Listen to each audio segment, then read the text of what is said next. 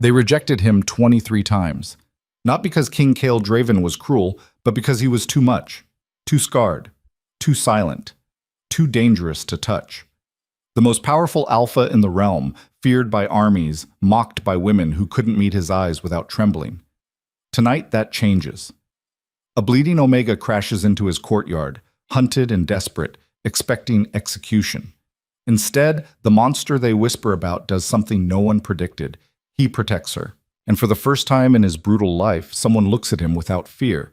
Stay until the end to see how an outcast king destroys everyone who underestimated him. Drop your city in the comments and smash that like button. The storm hit the capital like a fist through glass. Rain hammered the slate rooftops of Dreyhold Keep in sheets so thick the watchmen couldn't see past the battlements.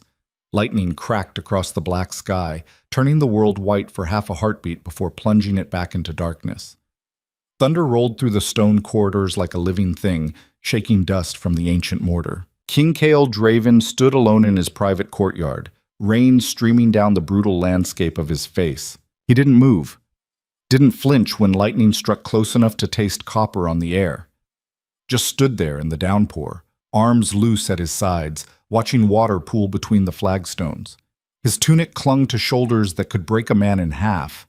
Scars ribboned across his forearms, some from battle, most from things he didn't talk about.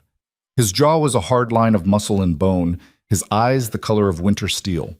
34 years old, king for 12, rejected 23 times. The number sat in his chest like a stone. He'd stopped counting after the 15th, but the court scribes kept meticulous records. They had to. Each rejection was a state matter. Each Omega who took one look at him and whispered, "I cannot," became another entry in the ledger of his failures. Another piece of evidence that Kael Draven, war hero, kingdom builder, the man who'd united 6 fractious territories under one crown, was fundamentally unlovable. Too big, too scarred, too intense. That's what Lady Marin had said 3 months ago, her voice shaking as she stood before the court. "I'm sorry, Your Majesty, you're just too much. I can't." The assembled nobles had tried to hide their reactions. Some managed, most didn't.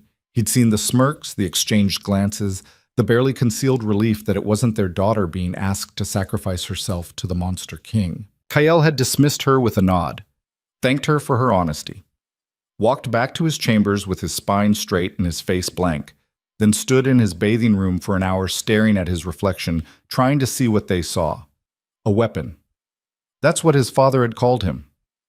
"You're built for war, boy, not bedchambers. Accept it." He had. For years he had. But standing alone in the rain at midnight while his kingdom slept, Kael felt something crack open in his chest, something raw and bleeding that he'd learned to keep locked down.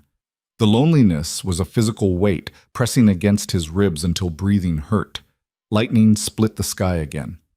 In that flash of white light, he saw her. A figure stumbled through his courtyard gate, which shouldn't have been possible. The gate was always locked, always guarded, and collapsed against the wall. Small, shaking, leaving a dark smear down the stone as she slid toward the ground. Kael moved before thinking. He crossed the courtyard in 4 strides, rain forgotten, and dropped to one knee beside her. She was tiny compared to him. Most people were. Wrapped in rags that might have been a dress once. Blood mixed with rainwater running from a gash across her shoulder, another along her ribs. Her breathing came in sharp, broken gasps. An Omega. He could smell it even through the rain and blood. That distinctive sweetness that made his alpha instincts roar to life. She lifted her head and he saw her face. Young, maybe 25. Bruises bloomed across her left cheek. Her lip was split, and her eyes, dark brown, almost black, were glazed with pain and exhaustion. But when she focused on him, when she actually saw him kneeling there in the storm, she didn't scream. She should have. Everyone did at first.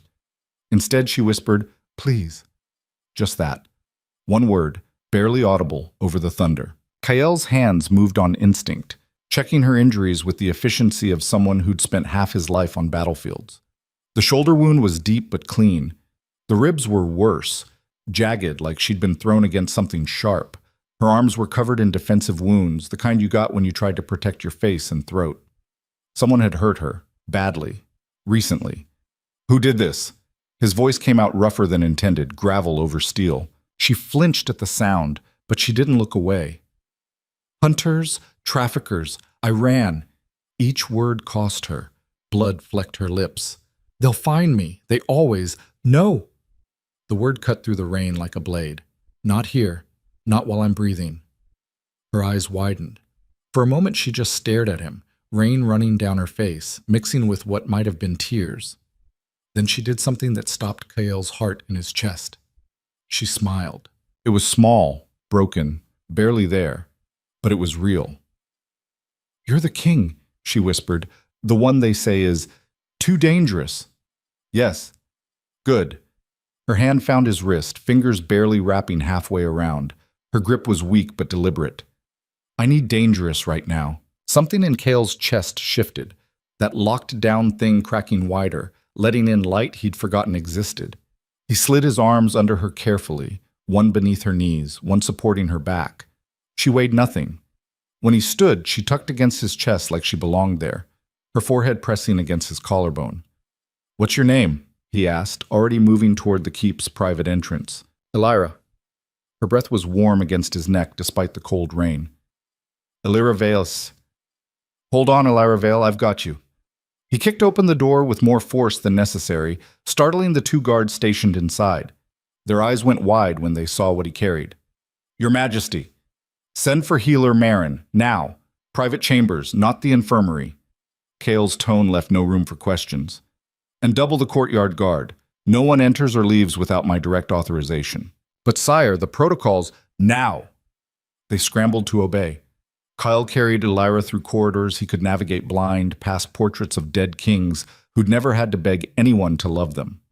His chambers occupied the entire East Tower, rooms he'd chosen specifically because they were isolated, far from the parts of the palace where people might accidentally encounter him and have to pretend they weren't disturbed by his presence. He shouldered through the main door and headed straight for his bedchamber. The fire had burned down to embers, but it was still warm. He laid Elira on his bed, the massive four-poster that had been built to accommodate his size, and stepped back, suddenly aware of how this looked. A strange omega, bleeding in the king's bed, in the middle of the night. The scandal would be magnificent. He didn't care. The healer's coming, he said, moving to the fireplace to build up the flames. She's discreet. She'll... Why? Elira's voice was stronger now, cutting through his words. Why are you helping me? Kael turned, poker in hand, and found her watching him with those dark eyes. Even injured, even terrified, there was something fierce in her gaze, something unbroken. Because you asked, he said simply. That's it? That's it. She studied him for a long moment, and Kael forced himself to stand still under her scrutiny.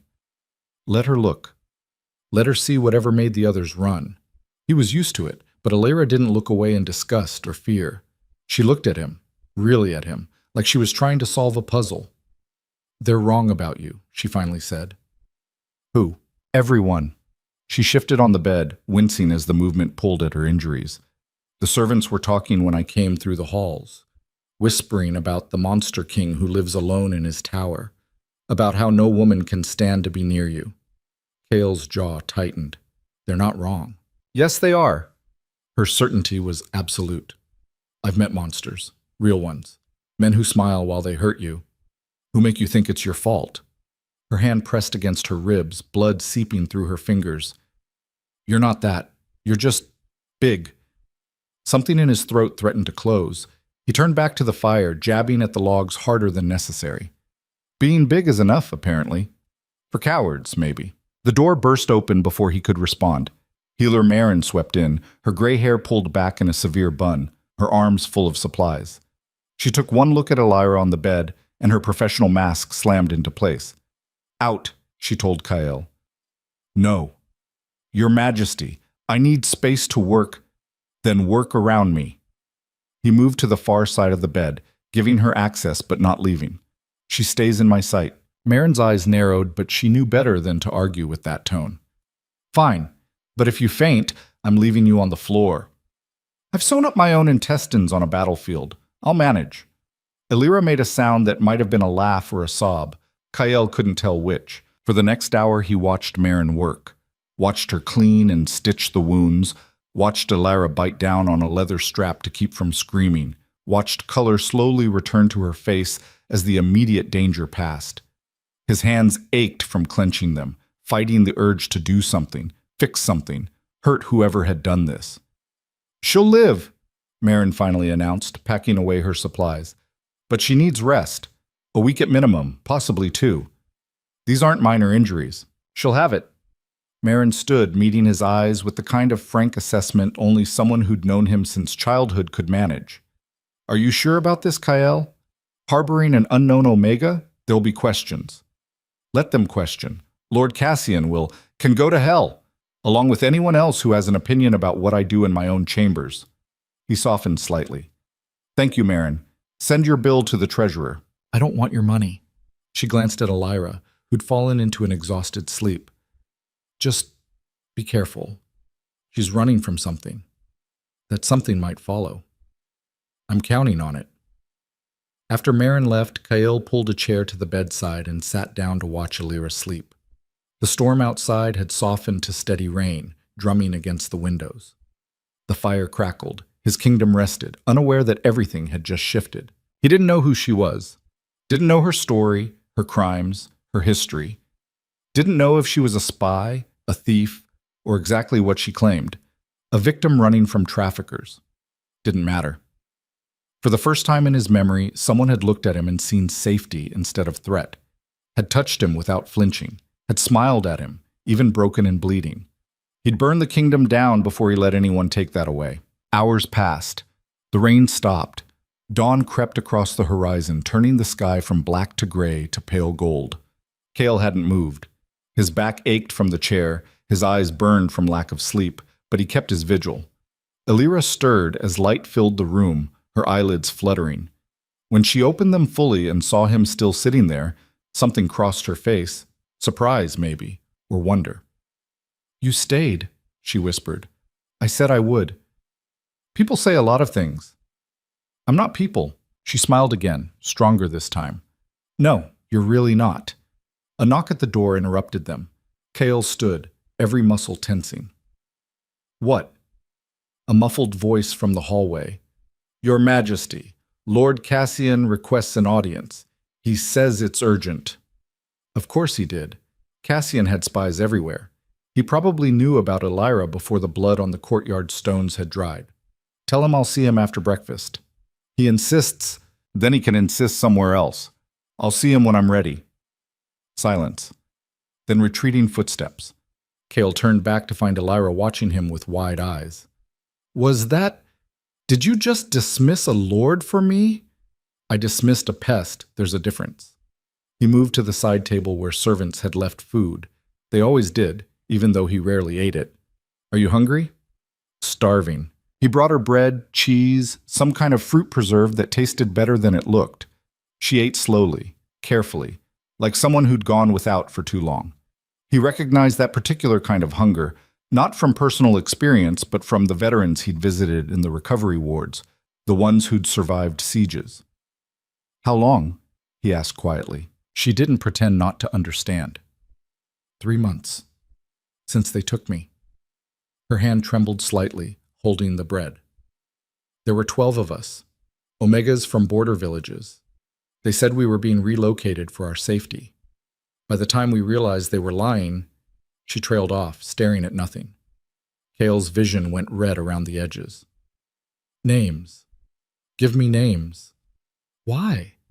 "Because I'm going to find them, and when I do, I'm going to make sure they never touch anyone again." She set down the bread, meeting his eyes. "You don't even know me." "I know enough."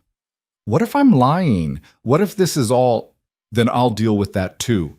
He leaned forward, forearms on his knees. "But I don't think you are." "Why not?" "Because liars are smooth. You're not smooth. You're—" He searched for the word. "Raw. Real. And you looked at me like I was a person instead of a problem. That buys you more benefit of doubt than you might think." Her eyes shimmered, tears threatening. "I don't understand you." "Join the club." "I don't understand me either." That startled a laugh out of her. A real one this time, bright and unexpected. The sound hit Kael square in the chest, and he realized with a jolt of something close to panic that he wanted to hear it again. Wanted to make her laugh, make her smile, make her feel safe enough to be something other than terrified. Dangerous. This was dangerous. He stood abruptly. You should rest more. I'll have food sent up, fresh clothes, anything you need. Kyle. His name in her voice stopped him at the door. Thank you, she said softly, for not asking if I deserved it.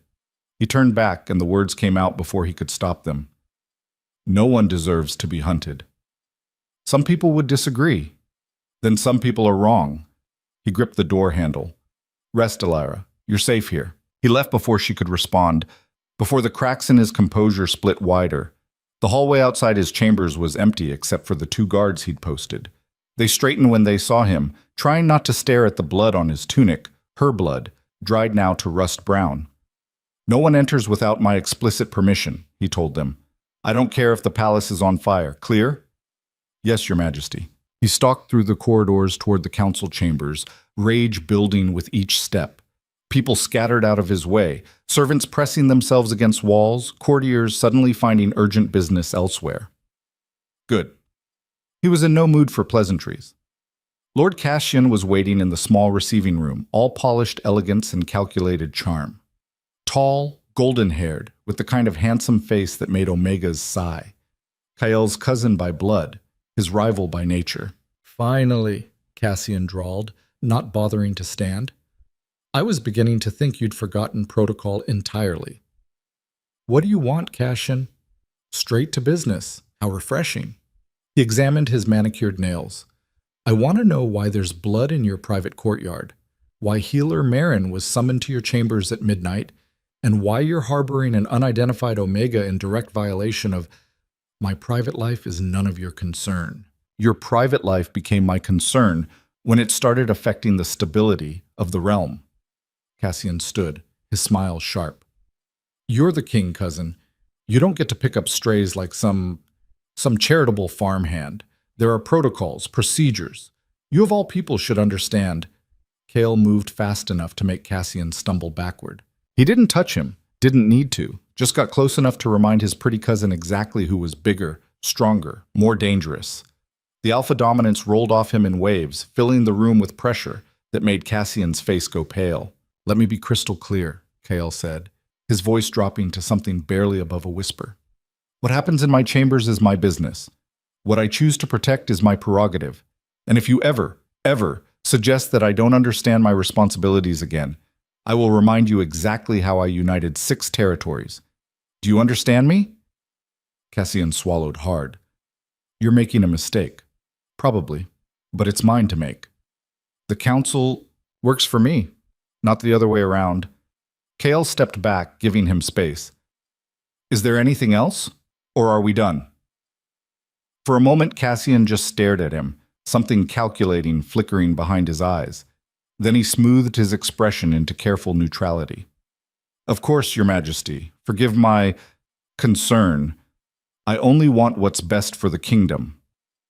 Sure you do. After Cassian left, Kyle stood alone in the receiving room, hands shaking with suppressed violence. He knew that look. Knew what it meant when Cassian went quiet and thoughtful instead of loud and outraged. His cousin was planning something. The smart thing would be to send Elira away. Find her somewhere safe outside the palace, away from the politics and schemes. Protect her by removing her from the equation. He couldn't do it. Wouldn't do it. She'd looked at him like he mattered, and he was selfish enough, broken enough, to want more of that, consequences be damned. Kyle returned to his chambers to find Elira awake, sitting up in his bed with a blanket wrapped around her shoulders. She'd cleaned up somehow, washed the worst of the blood away. Her hair was still damp, falling in dark waves around her face. You came back, she said. Did you think I wouldn't? I don't know what to think about you. She pulled the blanket tighter. You're nothing like what they said. Disappointed? Confused. She tilted her head, studying him in that intense way that made him feel simultaneously seen and exposed. Why does everyone fear you so much if I'm what? Kind. The word landed like a punch.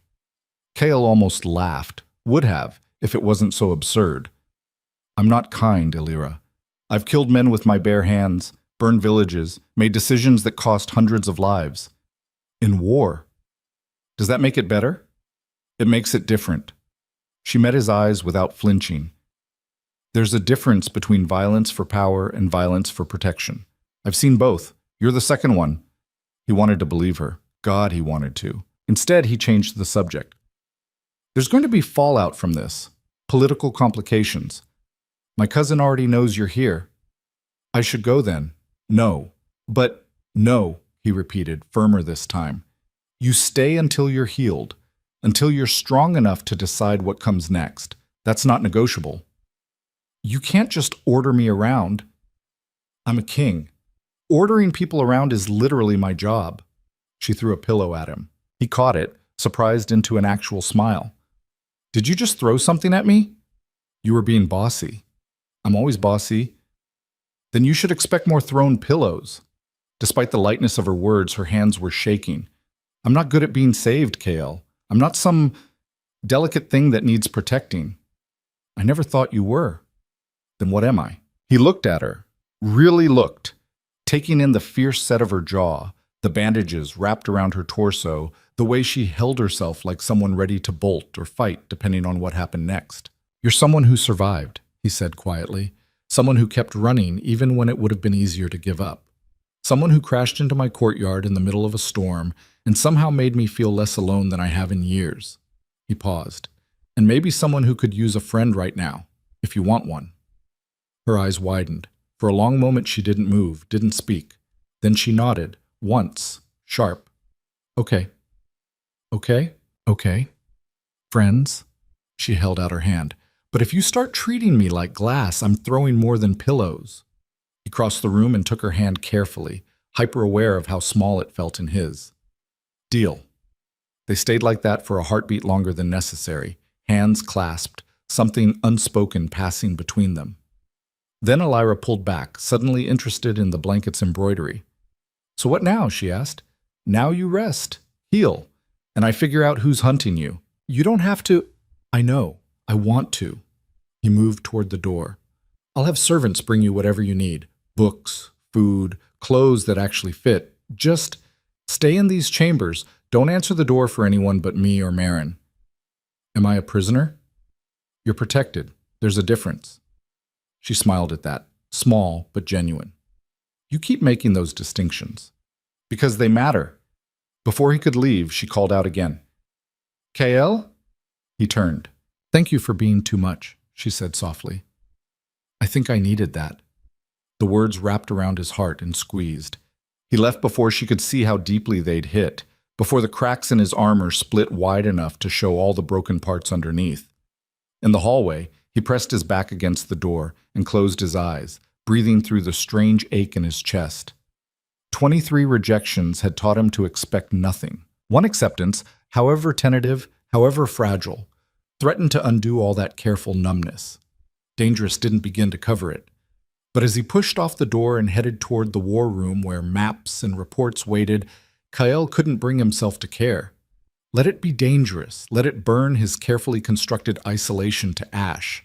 For the first time in years, he had something worth protecting that wasn't duty or kingdom or crown. He had someone who'd looked past the scars and seen him. That was worth any risk. 3 days later. The knock came at midnight. Kael bolted upright from his desk where he'd been reviewing reports from the border patrols, trackers he'd sent out hunting for any sign of Alira's captors. 3 days of dead ends and cold trails. Whoever had taken her knew how to disappear. The knock came again, harder. He crossed to his chamber door and found one of his guards, face white. Your Majesty, there's been an incident in the South Wing. Kael's blood went cold. What kind of incident? A fire. Small, contained now, but the guard hesitated. Lord Cassian is asking questions about security protocols, about who's been granted access to restricted areas. Where's Alira? Still in your chambers, sire. We've been watching. Kael was already moving, his mind racing through possibilities. A fire wasn't random. Not now. Not after Cassian's barely veiled threats. He found Alira exactly where he'd left her that morning, curled in the window seat with a book, her injuries healing faster than Marin had predicted.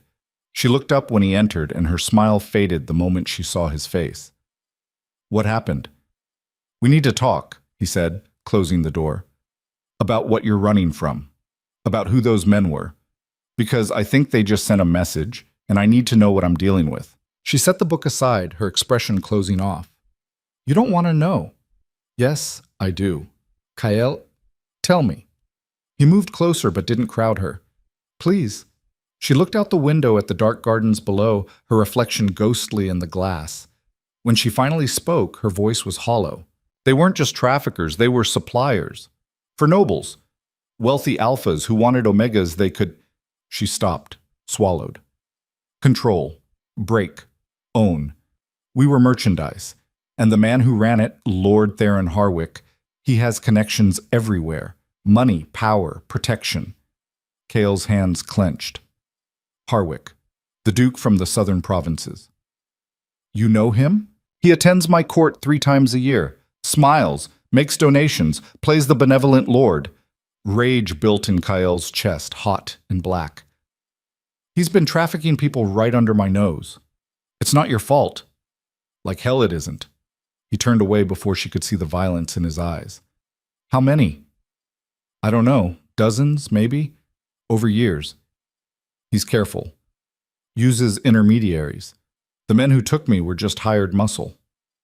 And they want you back. It wasn't a question. I saw things, Elira said quietly. Names, faces, ledgers with records. If I testified, she laughed bitterly. Not that anyone would believe in Omega against a duke. Kael turned back to her, and whatever she saw in his face made her breath catch. They'd believe their king, he said. You can't. He's too powerful, too connected. If you move against him, the whole southern bloc will... Will what? Rebel? Let them try. He crossed to her, dropping to one knee so they were eye level. Listen to me. You're not going back. You're not going to be silenced, and Harwick is going to answer for every life he's destroyed. Tears tracked down her face. Why are you doing this? Because it's right. Because you matter. Because... He stopped, the words too raw to voice. Because I can't stand the thought of anyone hurting you again. She leaned forward, her forehead resting against his. Her hands came up to frame his face, thumbs brushing across the worst of his scars. They're wrong about you, she whispered again. So wrong. The moment hung between them, charged with something neither dared name. Then the door exploded inward. Cassian stood in the doorway, backed by 4 palace guards, his face twisted in manufactured shock. Your Majesty, thank the gods, we received word that the Omega had... He stopped, taking in the scene. What is this? Kael stood slowly, positioning himself between Cassian and Elira. Get out! I'm afraid I can't do that. Not when there are serious questions about this woman's identity, her intentions. She's under my protection. Is she? Cassian's smile was poison. Or is she a distraction, a liability? Because while you've been occupied, I've been doing research, and it's fascinating what you learn when you ask the right questions. Ice slid down Kael's spine. What are you talking about? Cassian pulled a folded paper from his coat. A report from Lord Harwick. He's been searching for a stolen Omega who murdered 2 of his men during an escape. An Omega named Elira Vale. He looked past Kael. Hello, Elira. I believe you're wanted for murder. The word hung in the air like a blade. Kael didn't turn, didn't take his eyes off Cassian. Out. Now. Before I forget we're family. The council will want answers. Out! The roar shook the windows. The guards actually stepped back. Even Cassian faltered, his mask of superiority cracking. But as he left, he delivered one final cut. This isn't over, cousin.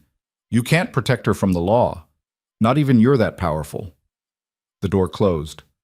Silence fell like a guillotine. Kael turned slowly to face Elira. She'd gone pale, her hands clenched in her lap. Is it true? He asked quietly. She lifted her chin. Yes. Tell me what happened. Does it matter? Yes. She stood, and despite her injuries, despite everything, she stood tall. They were taking one of the younger girls. She was 14, Kael. 14. And they were going to... Her voice broke. I couldn't just... I grabbed a knife from the cook's table, told them to stop. They laughed. So She met his eyes. I killed them. I'd do it again. Kale studied her face, the fierce defiance, the terror underneath, the absolute certainty that she'd made the right choice, even if it destroyed her. He'd never wanted to protect someone more in his entire life. Okay, he said. She blinked. Okay? You killed them to protect a child. That's not murder. That's justice. He moved closer. But Cassian just made this infinitely more complicated. He'll use this. Turn the court against you, against me for harboring you. I should go. No. Kale, he's right. I'm a liability. If I leave, If you leave, you die. He gripped her shoulders gently. Harwick has reach, resources. You won't make it a mile before they find you. Then what? He looked into her eyes and made a decision that would change everything. Then we fight. Together. I expose Harwick, clear your name, and anyone who has a problem with it can take it up with my sword. You'll lose everything. I've already lost everything that mattered. His hands tightened fractionally. Except maybe this. Maybe you. And I'm not giving that up without a fight. Her breath hitched. You barely know me. I know enough. This is insane. Probably. He smiled, and it felt strange on his face. Something genuine instead of the polite mask he wore for court. But I've spent 12 years being what everyone else wanted, making decisions based on protocol and politics. And where did it get me? Alone, rejected, half dead inside. He let her go, stepping back. You make me feel alive, Elira. Like I'm more than just a weapon someone points at problems. So yes, this is insane, but I don't care. Tears spilled down her cheeks, and she wiped at them angrily. You're going to get yourself killed. Then at least I'll die for something that matters. Before she could respond, another knock, this one from Healer Marin. She entered without waiting, her face grave. We have a problem, she said. The council has called an emergency session. They're demanding Elira be turned over to Lord Harwick's custody pending investigation. Like hell. Kale, they have the law on their side. If you refuse, then I'll change the law. Marin and Elira both stared at him. You can't just... Marin started. Watch me. He turned to Elira. Do you trust me? She didn't hesitate. Yes. Then stay here. Don't open this door for anyone but me or Marin. I'm going to end this. How? His smile turned sharp, dangerous. The expression that had made armies surrender. By reminding them exactly who I am. He left before either could argue, his mind already racing through strategies. The council chambers would be full of vipers, all circling, all looking for weakness. Cassian would have allies, promises made in shadows. Harwick's money would have bought loyalties Kael didn't even know were for sale. Good. Let them think they had him cornered. He'd been building toward this moment for 12 years. The moment when being too much stopped being a liability and started being a weapon. The council chambers were exactly as hostile as expected.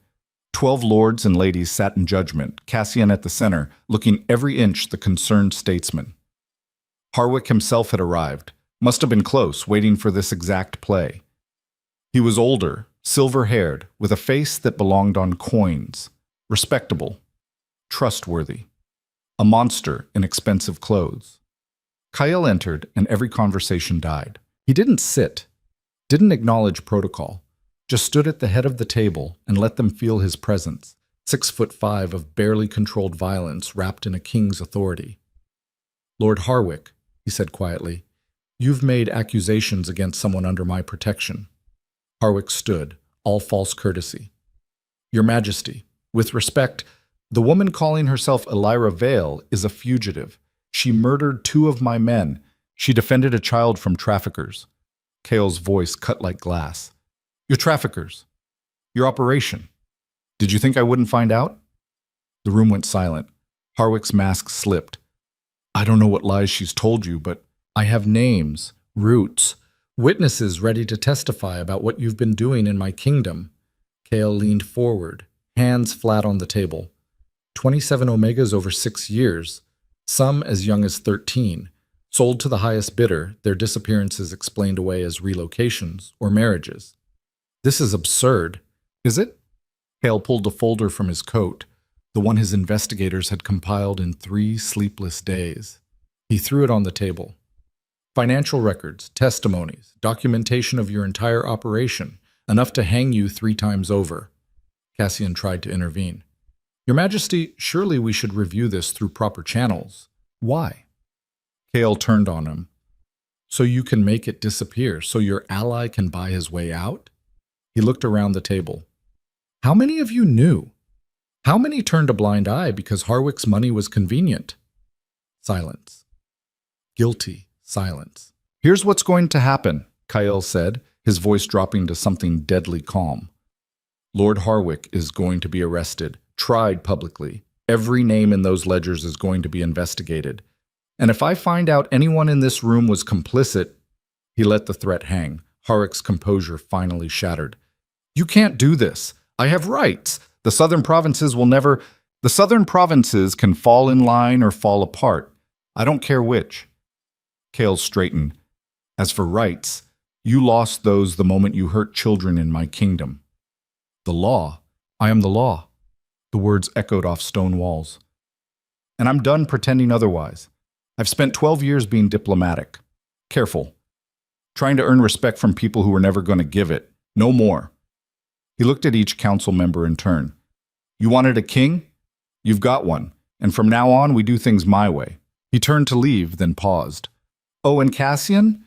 If anything happens to Alira Vale, if she so much as stubs her toe, I will assume it was you. And then we'll have a very different conversation. Are we clear? Cassian's face had gone white. Crystal. Kale left them in chaos. He returned to his chambers to find Alira pacing, her bandages showing spots of blood where she'd pulled her stitches. What did you do? She demanded the moment he walked in. What needed doing? Kale, he pulled her into his arms, and she went still with surprise. He'd never touched her like this before, not protectively, but personally. Holding her because he needed to, because the alternative was breaking apart. I told them the truth, he said against her hair, and I made it clear you're not going anywhere. She pulled back enough to see his face. They'll hate you for this.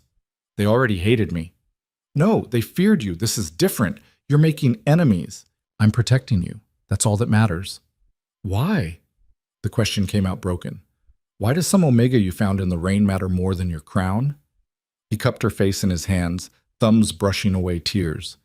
Because you make me remember what it's like to be human instead of a weapon. Because you look at me and see someone worth knowing. Because... He stopped, the words too dangerous, too raw. Because you matter, Alira. More than you know. She kissed him. It was desperate and sweet and terrifying all at once. Her hands fisted in his tunic, pulling him closer. And he would let her do anything right now because this moment, this connection, was the realest thing he'd felt in years. When they broke apart, both breathing hard, she whispered, Don't die for me. Then don't give me a reason to. A sharp knock shattered the moment. Marin's voice, urgent. Kyle, we have a problem. He opened the door to find her white-faced. What now? Lord Cassian. He's left the palace, took a company of guards loyal to him. She handed him a sealed letter. This was on his desk.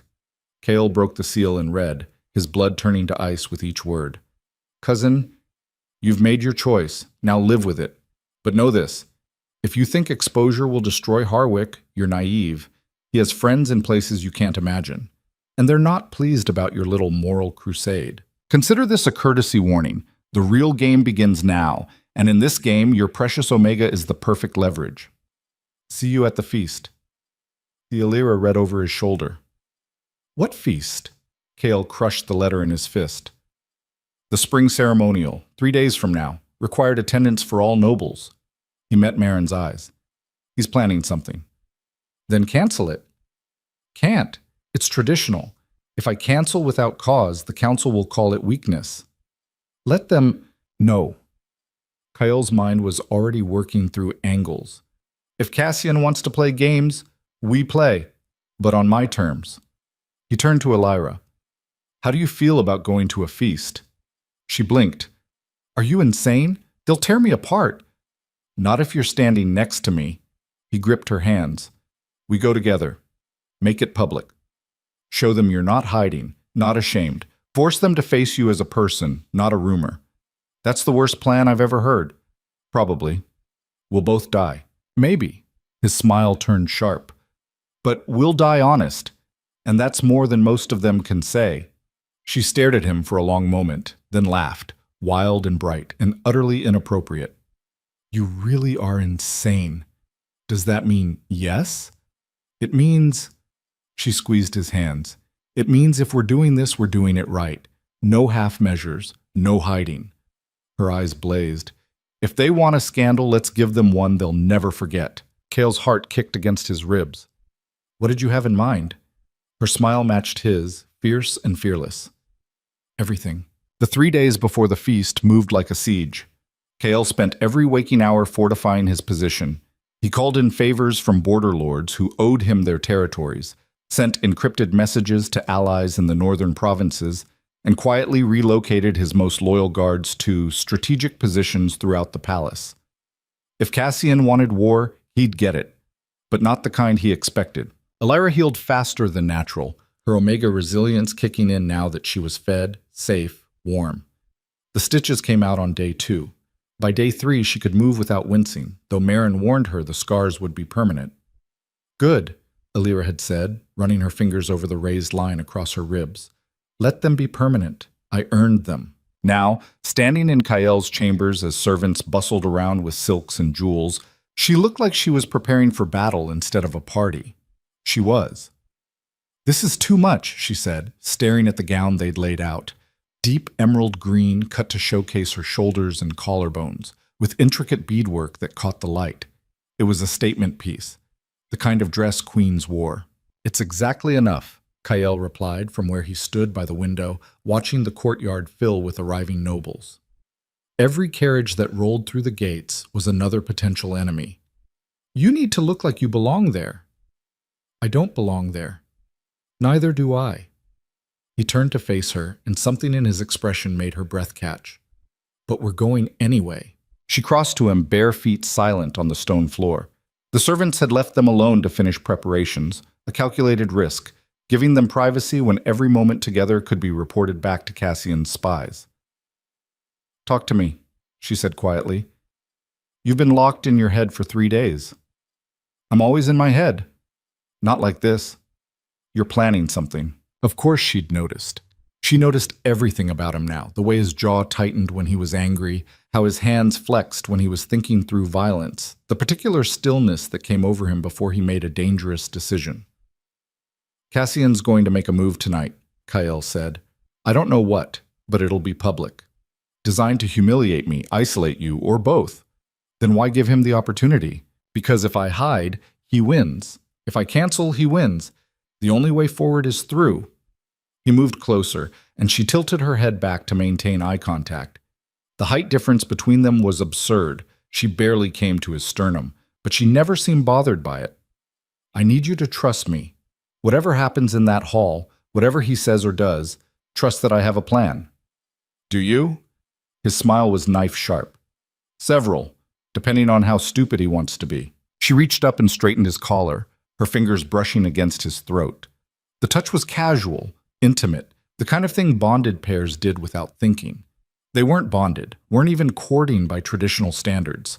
But the connection between them had deepened over 3 days of late-night conversations, shared meals, and moments when their guards came down enough to see the people underneath the armor. I'm not fragile, she said. Whatever you're worried about, that I'll break, that I can't handle the politics, stop. I survived 3 months of hell. I can survive 1 night of nobles being vicious. It's not the same. No, it's worse, because they'll use words instead of fists, and words leave different scars. Her eyes blazed. But I'm not running. Not from this. Not from you. The last part came out softer, vulnerable in a way that made his chest ache. Elira, don't. She pressed her fingers to his lips. Don't tell me this is a bad idea. Don't tell me I should leave for my own safety. I've heard it from Marin, from the guards, from my own common sense. I don't care. She dropped her hand. For the first time in my life, I'm choosing something, someone. Let me have that. Kael caught her hand before she could pull away completely. pressing her palm flat against his chest where his heart hammered. Feel that? She nodded. That's what you do to me. Constant terror that someone will take you away, mixed with something I don't have a name for yet. His other hand came up to cup her face. If anything happens to you because of me, then it'll be my choice, my consequence. She leaned into his touch. Stop trying to protect me from my own decisions. A knock interrupted them, sharper than necessary, deliberate. Cale dropped his hand and stepped back, creating proper distance. Enter. One of Cassian's men, because of course it was, pushed through the door without waiting. Young, arrogant, with the kind of sneer that came from never being challenged. His lordship sends his compliments, the man said, not bothering with proper address. He wanted to ensure you received the evening's agenda. He held out a scroll. Kyle didn't move. I know the agenda. I approved it. There have been amendments.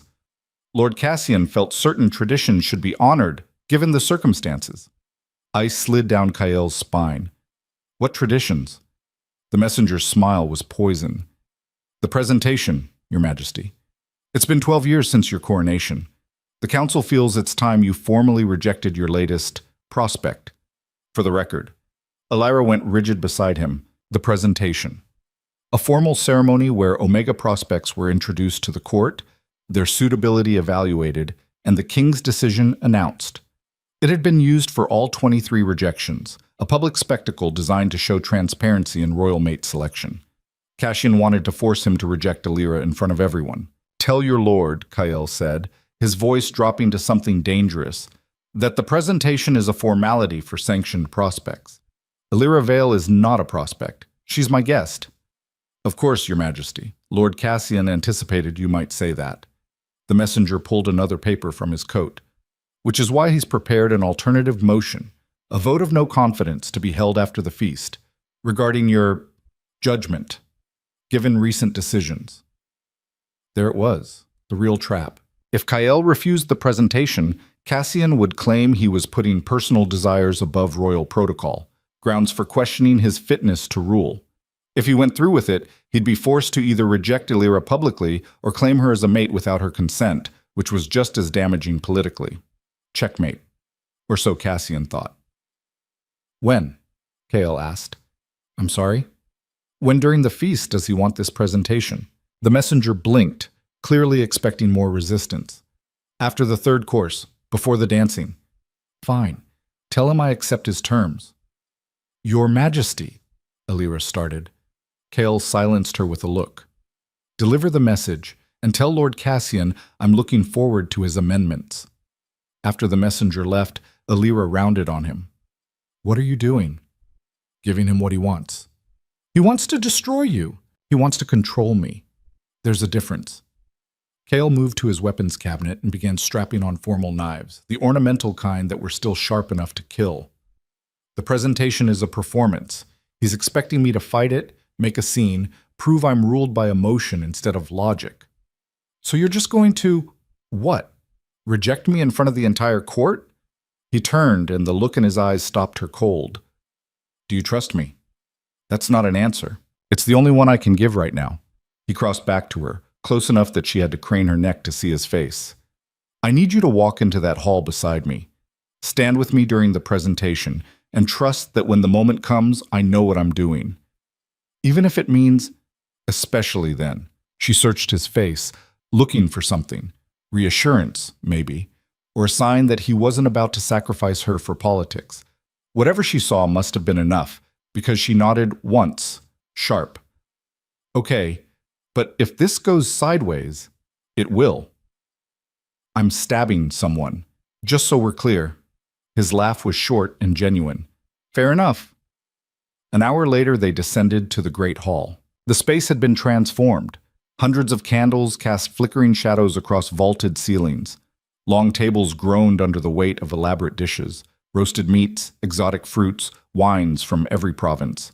Musicians played in the corner, their melody almost drowned out by the buzz of conversation. Every noble house in the kingdom had sent representatives. They filled the hall like a murder of crows, all black silks and sharp eyes, watching for weakness. The conversations died as Kyle entered. He'd worn his formal armor, Not the decorative kind, but the real thing. Blackened steel etched with his family crest, worn from use, a reminder of what he was before he became their king. His crown sat heavy on his head, simple iron instead of gold. And beside him, her hand resting on his armored forearm, walked Alira. She'd chosen to wear the emerald gown. It made her look like fire and shadows, dangerous in a way that had nothing to do with physical strength. Her hair was pulled back severely, showing off her healing wounds instead of hiding them. She wore no jewelry except a simple iron band around her wrist, a match to Kyle's crown. A statement. The whispers started immediately. That's her. The murderer. Can you believe? Disgusting. Alira's grip tightened fractionally on Kyle's arm, but she kept her chin up, her expression serene. If she felt the weight of 100 hostile stares, she didn't show it. Kyle led her to the high table where he normally sat alone. Tonight, he pulled out the chair beside his, the queen's seat, empty for 12 years, and waited. She hesitated. Sit, he said quietly. Not an order, an invitation. She sat. The whispers turned to murmurs, turned to barely concealed outrage. Cassian appeared from the crowd like a shark scenting blood. He dressed to outshine everyone. Deep blue silk, gold embroidery, his hair artfully disheveled in a way that probably took an hour to achieve. Handsome, charming, everything a king should look like if you ignored what was underneath. Cousin! He spread his arms in false warmth. What a surprise, I didn't think you'd… He stopped, noticing Alira. His smile sharpened. Miss Vale, how unexpected. I wasn't aware you'd been formally presented. She hasn't been, Kyle said flatly. She's my guest. Of course. Your guest. Cassian's eyes flicked between them. Sitting in the queen's seat. How progressive. Is there a problem, Lord Cassian? Not at all, though I'm sure the council will have questions about protocol. They can ask me directly. I'm sure they will, after the presentation. Cassian's smile was all teeth. You did receive my message. I did, and I accepted your terms. Something flickered in Cassian's eyes. Surprise, maybe, or suspicion. Excellent. Then there's no issue. We'll proceed as planned after the third course. He nodded to Alira. I do hope you enjoy the feast, Miss Vale. It may be your last one in the palace. He glided away before either could respond. Alira waited until he was out of earshot. I really want to stab him. Get in line.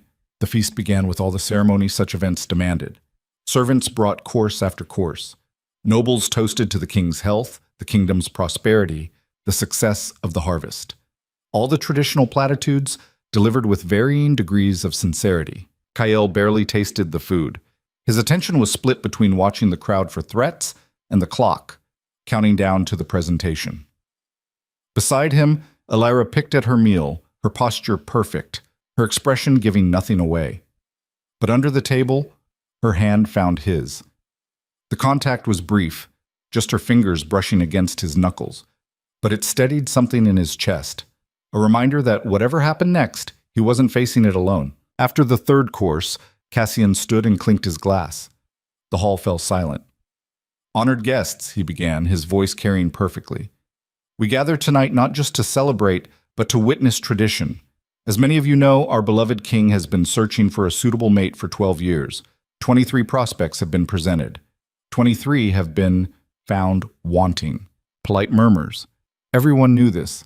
Everyone had their theories about why the monster king couldn't keep a woman. Tonight, Cassian continued, we find ourselves in unusual circumstances. A woman has appeared in the palace under questionable conditions, unvetted, unverified, currently wanted for murder in 3 provinces. Alira's hand clenched into a fist.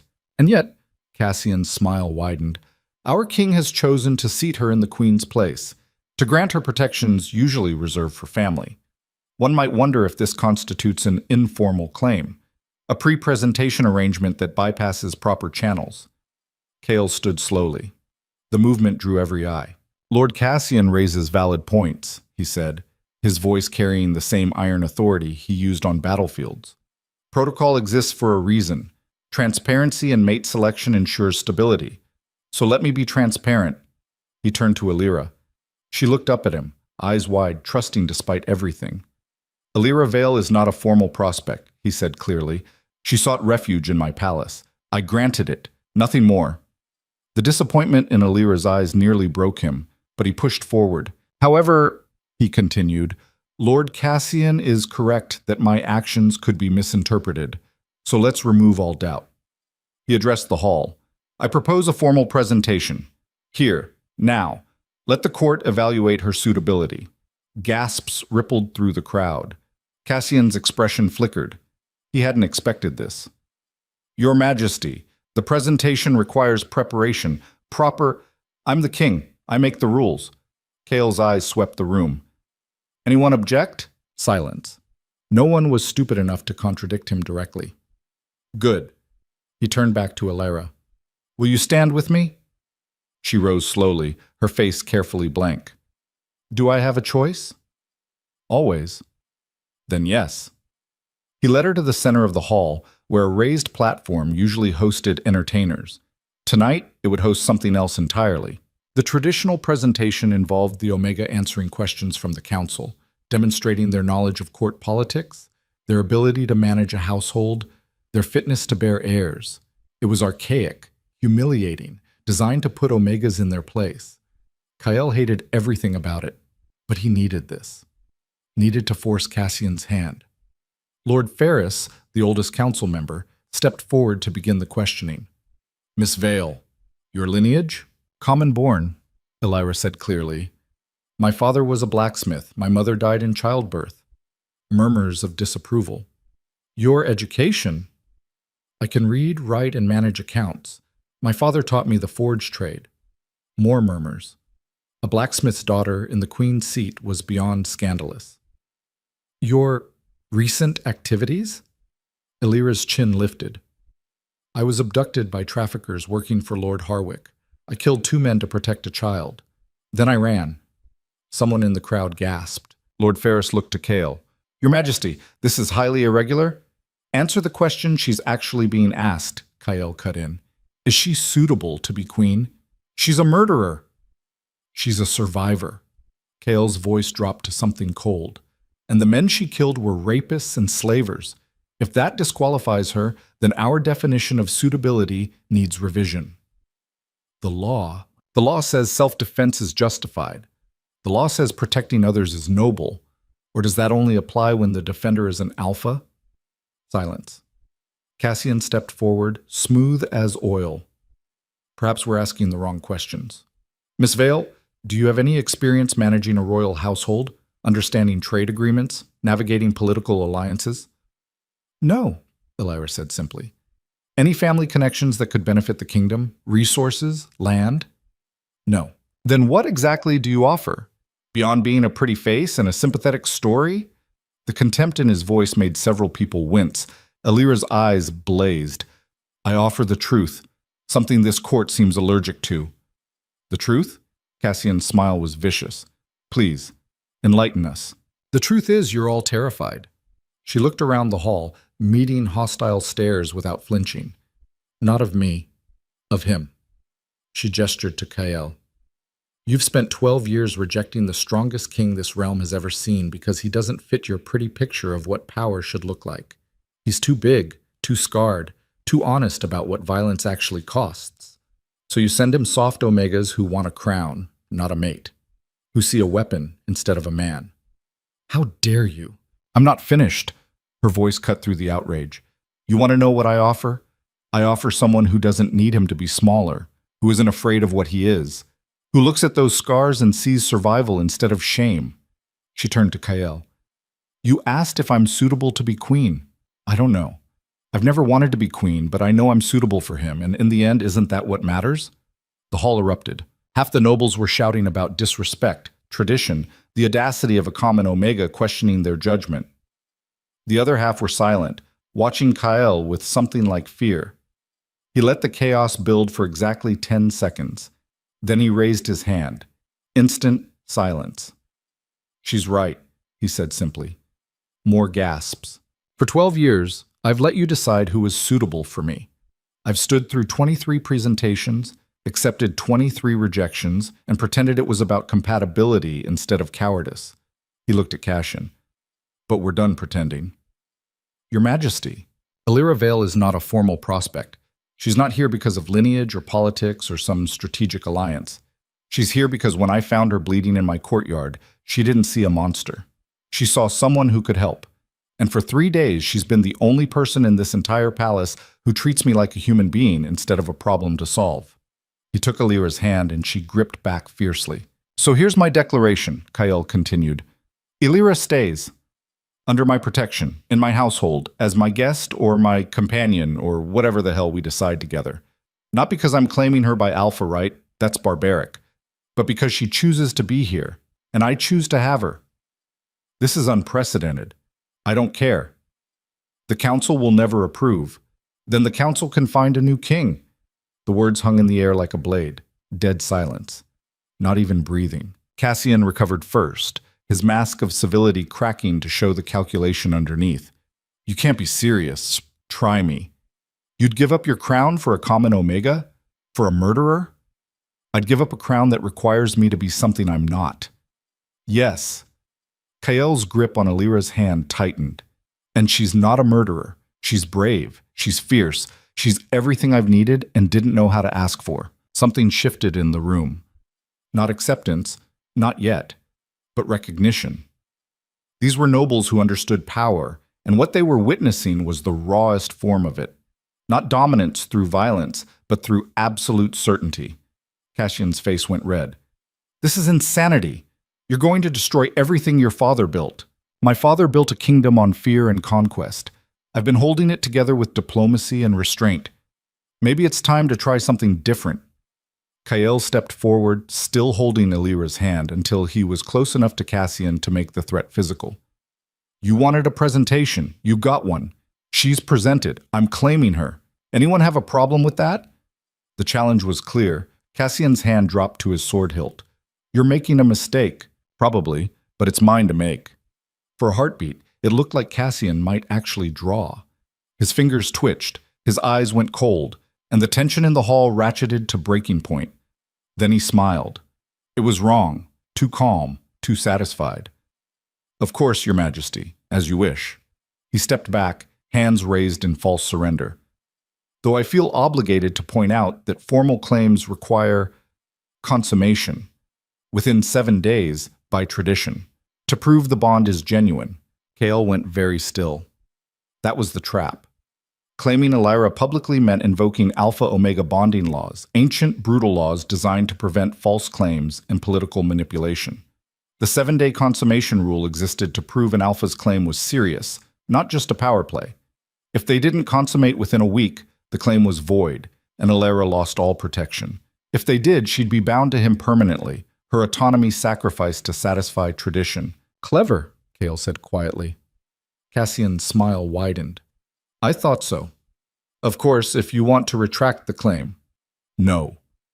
Then you have 7 days. I'm sure the court will be watching with great interest. He turned and melted back into the crowd, leaving chaos in his wake. The nobles erupted into frantic conversation.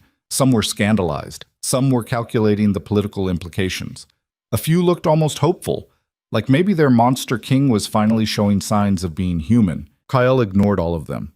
He led Illyra off the platform, through the crowd, out of the hall. They made it 3 corridors before she yanked her hand free. What the hell was that? She demanded. A mistake. Probably. You claimed me. You told me to trust you. Not with my entire future. She was shaking, rage or fear or both. 7 days, Kyle. 7 days before I lose every choice I have. I know it. Do you? Because from where I'm standing, you just did exactly what every alpha in my life has done. Made decisions for me. Assumed you knew what was best. Took away my agency because it was convenient. The words hit like physical blows. That's not what Isn't it? She stepped back when he reached for her. You stood up there and claimed me in front of everyone without asking if that's what I wanted. You backed me into a corner where my options are be bound to you forever or lose your protection completely. I was trying to protect you. I don't need protection. I need a choice. Her voice cracked. For once in my life, I just wanted a choice. Kael's hands clenched into fists. I'm sorry, You thought you were being noble, being strong, proving something to Cassian and the court. She wiped at her eyes angrily. But all you proved is that you're just like them, just another alpha who thinks he knows best. That's not fair. Life isn't fair. I learned that 3 months ago when I was sold like cattle.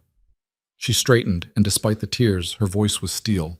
I'm going back to your chambers, alone. Don't follow me. Elira, I said don't. She turned and walked away, her footsteps echoing off stone. Kael stood frozen, watching her go, every instinct screaming to follow, to fix this, to make it right. But she'd asked for space, and after everything, the least he could do was respect that. He leaned against the wall, head tilted back, eyes closed. Everything was falling apart. Footsteps approached, heavier than Elira's, more deliberate. He opened his eyes to find Merrin standing there, her expression unreadable. That went well, she'd said dryly. Not now. When then? After the 7 days expire, after Cassian uses the failed bond to call for your abdication? She crossed her arms. You backed yourself into a corner, Kael. I know. Do you? She moved closer, lowering her voice. Because from where I'm standing, you just proved every fear she has about alphas. That you'll make decisions for her, control her, take away her choices in the name of protection. I was trying to keep her safe. By claiming her? By invoking a bonding law that gives you complete authority over her life? Merrin shook her head. You're smarter than this. Then what should I have done? Let Cassian destroy her reputation? Let Harwick's men take her back?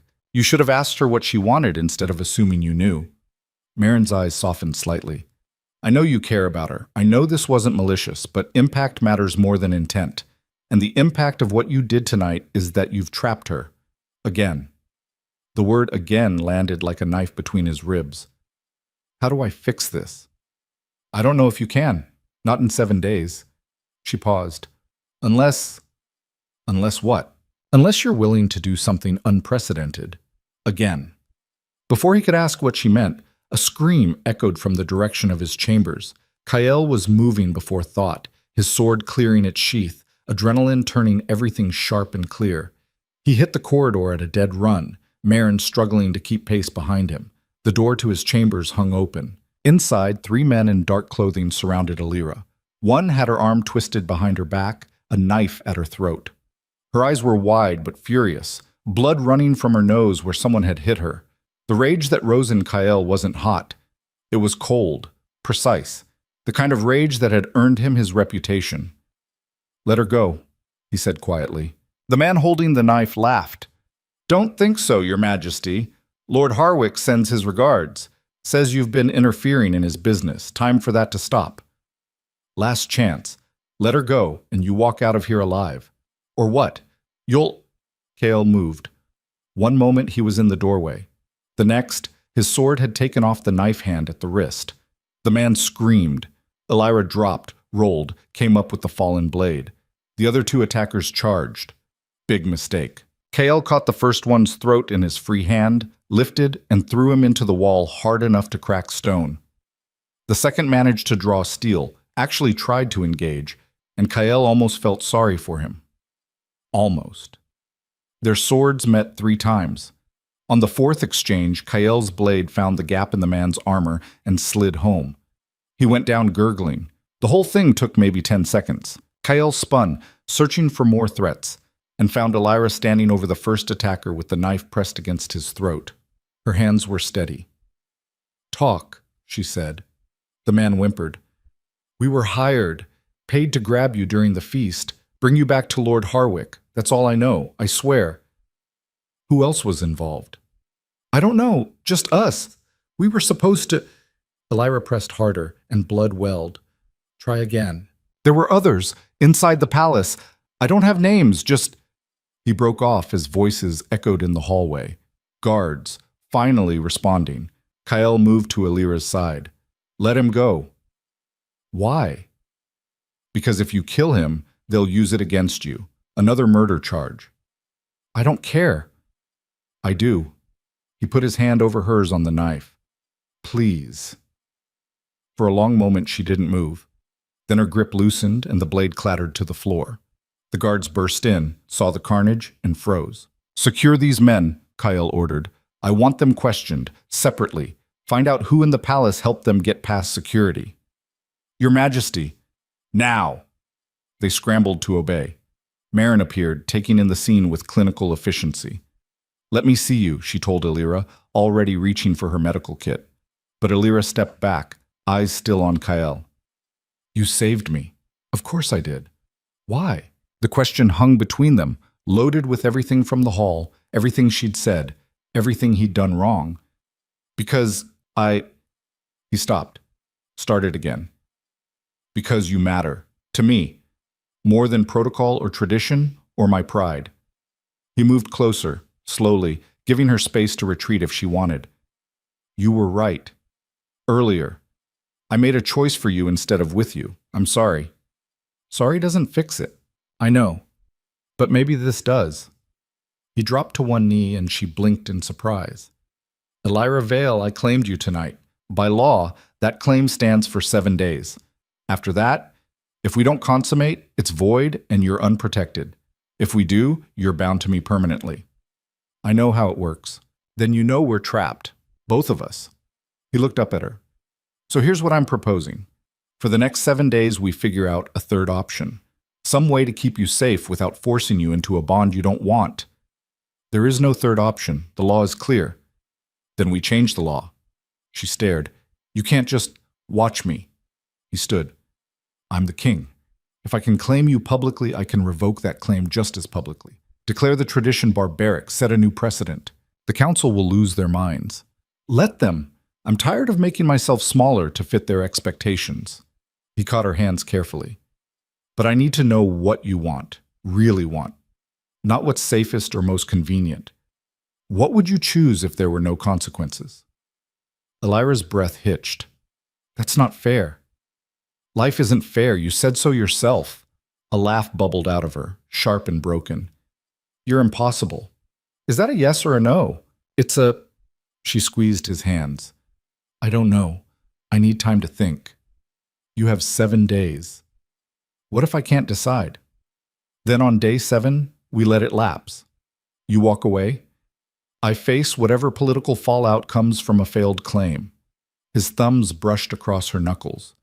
"But whatever you choose, it's yours, not mine, not the court's, yours." Tears tracked down her face. "Why are you being like this?" "Like what?" "Decent, when it would be easier to just force the issue, invoke alpha authority, make me submit." "Because you were right earlier. I've been thinking like an alpha instead of a partner, making decisions I thought would protect you without considering whether that's what you needed." He pulled her closer until their foreheads touched. "I can't promise I won't mess up again. I probably will. But I can promise to try, to ask instead of assume, to give you choices instead of taking them away." She shuddered against him. "I'm so tired of being afraid." "Then don't be. Not here. Not with me." His arms came around her carefully, ready to let go if she pulled away. "Whatever happens next, we face it together, as equals. Deal?" "That's not how Alpha-Omega bonds work." "Then maybe it's time they work differently." She pulled back enough to see his face, searching for something. Whatever she found made her smile, small, tentative, but real. "Okay," she whispered, "together. But if you pull that claiming crap again without asking, you'll stab me, I remember." "Good." Marin cleared her throat from where she'd been pretending not to listen. "As touching as this is, we have a more immediate problem." They both turned to her. "Those men were supposed to grab Illyra during the feast, but the feast is still happening, which means whoever hired them is going to know they failed," Kyle finished. "And if there are more conspirators in the palace, they'll try again," Illyra said quietly. "Tonight, before you can improve security." Kale's jaw tightened. "Then we don't give them the chance. Marin, I need you to—" The door exploded inward for the second time that night. This time it wasn't attackers. It was Cassian, backed by a dozen palace guards, his face a mask of shock and concern that didn't quite reach his eyes. "Your Majesty, we heard there was an attack." He stopped, taking in the bodies, the blood, Elira in Kael's arms. Good gods, are you hurt? We're fine, Kael said flatly, though it's interesting you arrived so quickly. I was in the halls when I heard the commotion. I came immediately. Cassian's eyes flicked to the dead men. These are Harwick's mercenaries. I recognize the insignia. Do you? We should increase security. Move Miss Vale to a more secure location. She stays with me. Your Majesty, the risk is mine to take. Kael stepped in front of Elira, blocking her from Cassian's view. And I find it fascinating that these men got past 3 layers of palace security to reach my private chambers, almost like someone helped them. Cassian's expression froze. Are you accusing me of treason? I'm pointing out that you're either catastrophically incompetent or complicit. Pick one. How dare! Get out! Kael's voice dropped to something lethal. Take your guards. Leave. And if I find out you had anything to do with this, cousin or not, I will end you. For a heartbeat, Cassian looked like he might argue. Then he schooled his features into wounded dignity. As you wish, Your Majesty, but the council will hear about this. Your paranoia, your erratic decisions, your complete disregard for protocol. I'm counting on it. After Cassian left, Elira sagged against Kael. He's going to kill us both. Probably. You don't seem concerned. Oh, I'm concerned, but I'm also done playing defense. He guided her to sit on the bed while Merrin began cleaning her injuries. Cassian wants to move against me? Fine. Let him try.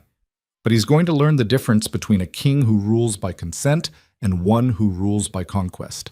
Kael! I know, I'm being reckless, but everything careful and measured has gotten me nowhere except alone and miserable.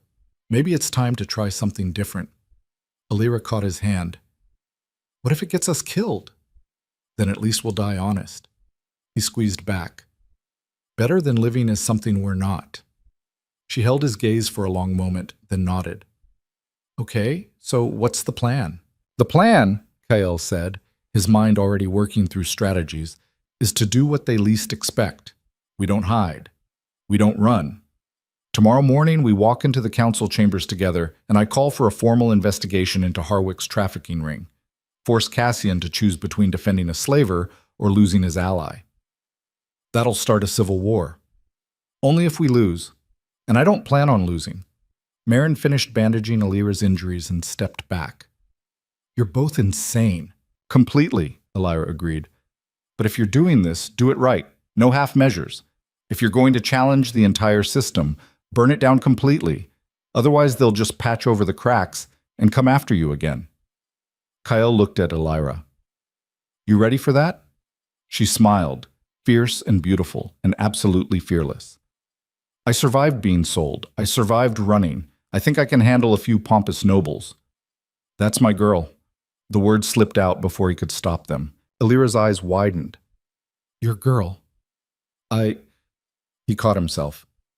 I mean, if you want to be. No pressure. That was just... She kissed him. It wasn't desperate like before. It was deliberate. A choice made with clear eyes and full knowledge of what it meant. When they broke apart, her forehead rested against his. For the record, if I'm anyone's girl, I'm yours. But you're mine too. Equal partnership or nothing. Equal partnership, he agreed. I can live with that. Merrin cleared her throat loudly. As heartwarming as this is, we need to secure these chambers. There could be more assassins. She was right. But as Kael began issuing orders, posting new guards, checking every shadow for threats, part of his mind was already 3 moves ahead. Cassian had made a fatal mistake tonight.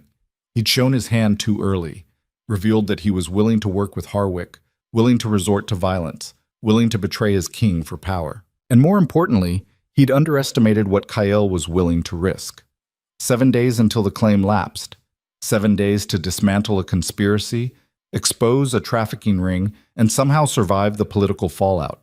7 days to prove that strength wasn't about dominance, but about standing beside someone instead of over them. Kael looked at Elira, who was arguing with Merrin about whether she needed bed rest, her chin lifted in stubborn defiance. Yeah, he could work with that. Elira, he called. She turned, eyebrow raised. What? When this is over, when we've dealt with Cassian and Harwick and whoever else is stupid enough to come at us, I want to ask you something. Properly. Ask me what? If you'll stay. Not because of a claim or tradition or politics, just because you want to. Her smile could have lit the entire palace. Ask me now. I just said, I know what you said. Ask me now. He crossed to her, aware of Marin watching with poorly concealed amusement. Elira Vale, when this nightmare is over, will you? Yes. I didn't finish. Don't care. Yes. She pulled him down until they were eye level. Whatever you were going to ask, the answer is yes.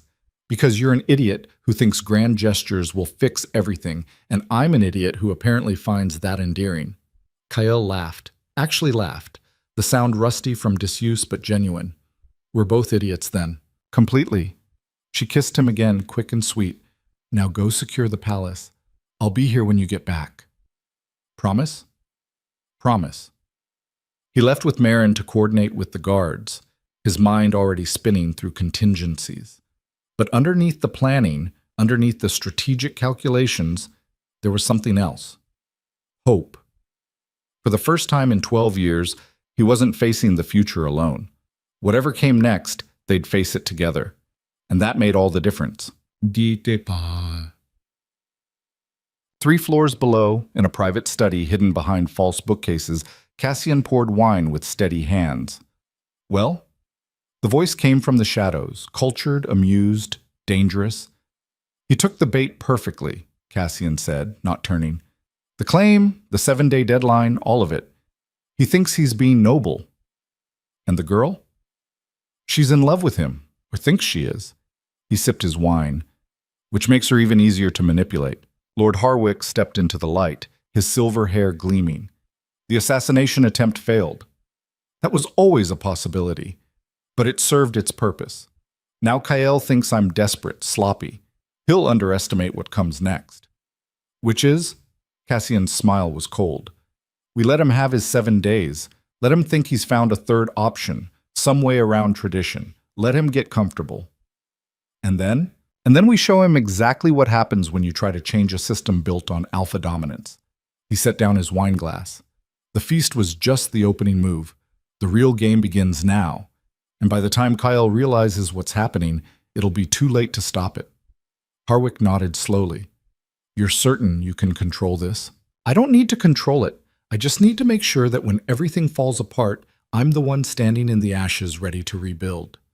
Cassian moved to the window, looking up at the tower where Kyle's chambers blazed with light. My cousin thinks love makes him strong. We're about to teach him that love is the greatest weakness of all. And if he survives, he won't. Cassian's reflection smiled in the glass. No one survives what we have planned, not even the Monster King. In the tower above, Kyle stood guard over Elira's sleeping form, unaware that the trap was already closing. 7 days. It wouldn't be enough. And somewhere in the palace, a clock began to tick down toward dawn broke over Dreyhold Keep like a wound, all red and raw. Kyle hadn't slept. He'd spent the night rotating between checking security protocols, interrogating the captured assassins, and watching Elira sleep with a knife under her pillow and fury in her dreams. She'd woken twice screaming, and both times he'd been there, solid and real, reminding her she wasn't back in that cell. Now, standing in the war room with maps spread across oak tables, he felt the exhaustion grinding behind his eyes. But exhaustion was a luxury he couldn't afford. Talk to me, he said to Commander Thrace, his head of security. Thrace was old guard, 50-something, scarred, loyal since Kale's father's reign. He looked like he'd aged 10 years overnight. The interrogations yielded names, 3 palace guards on Harwick's payroll, 2 kitchen staff, a stable master. He paused. And 1 council member. Kale's hand stilled on the map. Who? Lord Ferris, the oldest council member, the one who'd questioned Elira during the presentation. Kale had known Ferris since childhood. The man had taught him statecraft, advised him through his first years as king. You're certain? He had coded correspondence in his chambers, instructions on security rotations, guard schedules, everything the assassins needed to reach your rooms. Thrace's jaw tightened. He's been feeding information to Harwick for at least 2 years. 2 years. 2 years of sitting in council meetings, offering advice, pretending loyalty while selling intelligence to a slaver. Where is he now? Confined to his quarters, awaiting your judgment. Kale nodded slowly. The others? Secured. But, Your Majesty, Thrace hesitated. There's something else. The interrogations also revealed that the assassination attempt wasn't meant to succeed. What? The men were paid to be captured, told to give up Ferris's name specifically, to make it look like a failed conspiracy, so you'd... He stopped. So I'd what? But even as Kale asked, understanding hit like cold water. So I'd think the threat was contained, that we'd caught everyone. Yes, sire. Which means the real conspiracy is still active. And we have no idea who's actually involved. Kale's mind raced through possibilities, each worse than the last. If Ferris was a deliberate sacrifice, if the whole attack was theater designed to make him feel safe, then Cassian was playing a deeper game than he'd realized. Double all security. No one enters the palace without 3 separate verifications. Council meeting in 1 hour. I want every member accounted for. He moved toward the door. And get me everything we have on Cassian's movements over the past month. Every meeting, every letter, every conversation. You think he's the center of this? I think he's too smart to be anywhere near the center, but he'll have left traces. Find them. Kael left Thrace coordinating with the guards and headed back to his chambers. The corridors were too quiet, the normal morning bustle replaced by tense silence. Servants pressed themselves against walls as he passed, eyes down. They were afraid. Good. Fear meant awareness. Awareness meant they'd notice things out of place. He found Elira awake, dressed in practical clothes instead of court finery. Dark trousers, a fitted tunic, boots she could run in. She was strapping knives to various points on her body with the efficiency of someone who'd done it before. Going somewhere? He asked. She didn't look up. Wherever you're going, you said equal partnership. I said that about decisions, not combat. Then you should have been more specific. She finished with the knives and turned to face him. Her eyes were hard. All the softness from last night burned away. What did the interrogations tell you? He told her everything. Ferris, the deliberate capture, the implication that they were still walking blind into something bigger. She listened without interrupting, her expression growing colder with each word. So we know nothing, she said when he finished. We know someone wants us to think we're safe. Which means we're not. No. She crossed to the window, looking down at the courtyard where guards were checking every person entering. The council meeting. You're walking into a room full of people who might want you dead. Yes. That's stupid. Probably. But if I hide, I look weak. Weakness invites attack. So does arrogance. She turned back to him. What if that's what they want? You, vulnerable, in a room with the entire council. One poisoned cup, one knife in the crowd. Then I die, and Cassian takes the throne, which he could have arranged a dozen times already if that was the plan. Kale moved closer. He doesn't want me dead. He wants me discredited, broken. So when he takes power, it looks like salvation instead of coup. How does destroying you discredit you? By making me look like everything they've always said I am. A monster who chose personal desire over duty. A king too weak to control an Omega. A tyrant who arrests council members without trial. He caught her hands. Every move he's made has been designed to force me into choices that make me look unstable. So what do? We give him what he wants. I go to the council meeting. Act paranoid, accusatory, exactly like a king who's losing control. His smile was sharp. And while they're watching that performance, we find out what he's really planning.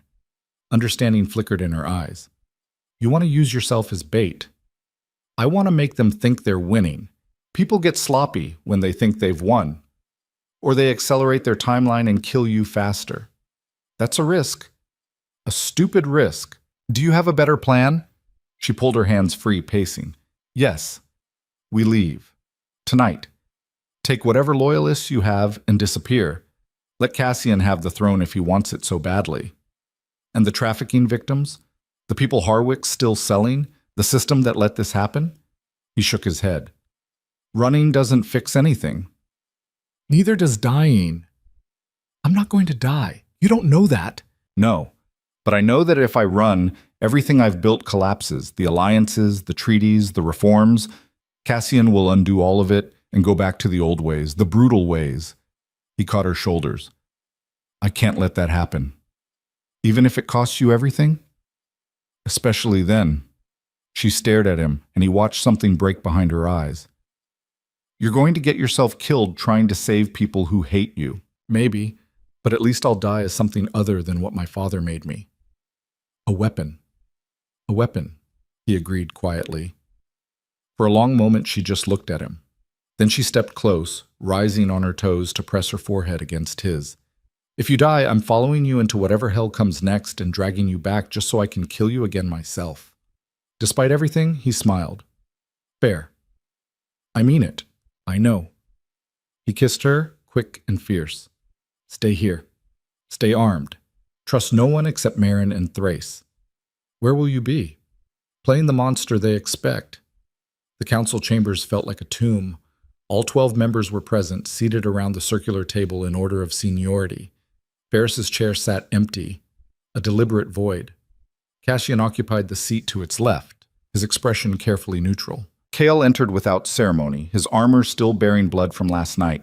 He hadn't cleaned it, wanted them to see it, smell it, remember what he was capable of. The conversations died. He didn't sit, just stood at the head of the table, hands resting on his sword belt, and let the silence stretch. Lord Vane, representing the Northern Territories, broke first. Your Majesty, we heard about the attack. Are you injured? No. And Miss Vale? Safe.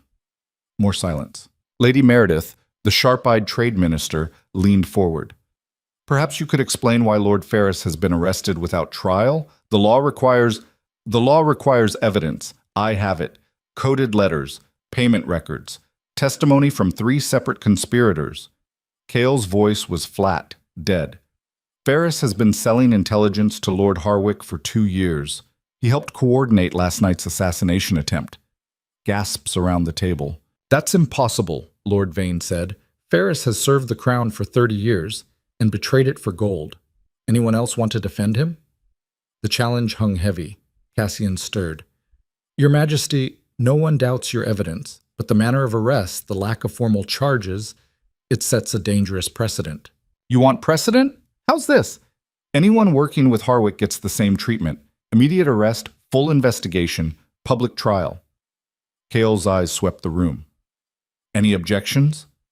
Several council members shifted uncomfortably. A few exchanged glances. I thought not. He pulled out Ferris's chair and sat, deliberately taking the traitor's place.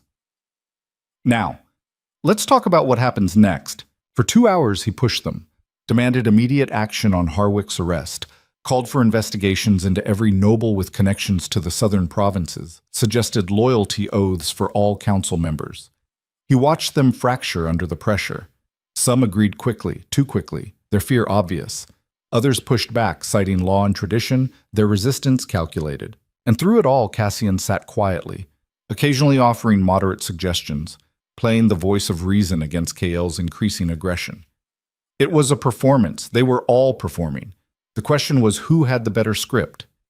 Enough, Lady Meredith finally said. Your Majesty, we understand your anger, but these measures, loyalty oaths, blanket investigations, they're the tools of tyrants. Are they? Or are they the tools of kings who actually give a damn about stopping slavers? That's not what I... Then what are you saying? Kael leaned forward. Because from where I'm sitting, it sounds like you're more concerned about protecting noble privilege than protecting your own people. How dare you? How dare I what? Care? Act? Actually use my power for something other than ceremonies and pageantry? He stood, the chair scraping back. I've spent 12 years being the king you wanted. Diplomatic, restrained, asking permission instead of giving orders. And what did it get me?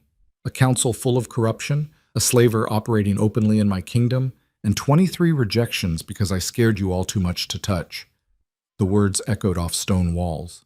Your Majesty, Cassian said softly, perhaps we should take a recess.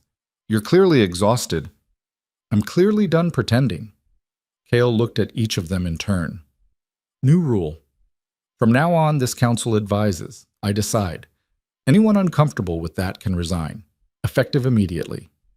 Shock rippled through the room. You can't just dissolve the council's authority. Watch me. He headed for the door. You have until tomorrow to decide if you're with me or against me. Choose carefully. He left them in chaos. Outside, he sagged against the wall, the performance draining something vital. Marin appeared from a side corridor, her medical bag in hand. Well, she asked quietly. They bought it, I think. He straightened. Cassian barely reacted. That worries me. It should, because while you were in there playing tyrant, I was reviewing the palace medical records. She handed him a folder. Look at the dates. He scanned the pages. Elira's treatment, the assassin's injuries. And then, 3 days before Elira arrived, another entry. An Omega patient treated for severe trauma released the same night. No name, no details. Just a notation. Transferred to private care per Lord C's request. Lord C, Kyle said slowly. Could be coincidence. It's not. No. Marin's expression was grim. I checked with the night staff. The Omega was brought in unconscious. Dark hair, mid-20s, matching Elira's general description. They treated her, and she vanished. Kyle's blood went cold. You think Cassian had another Omega before Elira? I think he's been planning this longer than we realized. What if Elira wasn't random? What if he arranged for her to escape, to run here, to... No. But even as he said it, doubt crept in. Elira's wounds were real. Her terror was real. Was it? Or was she just a better actor than we gave her credit for? You're wrong. Am I? Because a traumatized Omega shows up in your courtyard the same night Cassian starts pushing for a presentation, then conveniently has information about Harwick's trafficking ring, then happens to say exactly what you needed to hear to make you care? Marin gripped his arm. Kael, what if she's the trap? No. But his voice lacked conviction. Just consider it. What if everything, her escape, the attack, the claim, what if it was all designed to get you exactly where you are now, isolated, paranoid, making decisions that look unstable? Elira wouldn't what? Lie to survive? You said yourself she's a survivor. Marin's eyes were sad. I'm not saying she's evil. I'm saying she might be a pawn who doesn't even know she's being played. Kale pulled away from her, his mind racing. I need to think. Don't think too long. If I'm right, Cassian's endgame is coming. Soon. He left her there and headed back to his chambers, each step heavier than the last. The doubt was a poison spreading through his thoughts, turning every memory suspicious. The way Elira had appeared exactly when he was most vulnerable, the way she'd known just what to say to make him feel human, the way she'd fit so perfectly into the space in his life he'd been trying to fill for 12 years. Too perfect. No. He was being paranoid. Marin's theory was exactly what Cassian wanted, for him to doubt the one real thing in his life. But what if it wasn't paranoia? What if it was truth? He opened the door to his chambers. Elira was gone. The room wasn't ransacked, no signs of struggle, just empty, her knives missing from where she'd laid them out, the bed made with military precision. A note lay on his pillow. His hand shook as he unfolded it. I'm sorry. I tried to tell you, I tried to warn you, but you wouldn't listen, and now it's too late. By the time you read this, Cassian will have what he needs. I never meant for it to go this far. I never meant to care. I'm so sorry. The world tilted. Kale read it again. Then again. The words didn't change. She was working with Cassian. Everything, the wounds, the fear, the trust, had been a lie. He'd been played from the beginning. The rage that rose in him was arctic. Not hot, not explosive. Just cold and absolute, freezing everything in its path. He crumpled the note and moved. Thrace was in the security office, coordinating patrols. He looked up when Kyle entered. Your Majesty. Find her, Elira. She's somewhere in the palace. I want her found and brought to me. Now. I don't understand. She's working with Cassian. Everything was a setup. Find her. Thrace paled but didn't argue. Yes, sire. Kale paced while orders were dispatched, guards mobilized, the palace locked down. His mind kept circling back to every conversation, every touch, Every moment he'd thought was real. All lies. She'd looked him in the eye and lied, made him feel human just so she could destroy him more completely.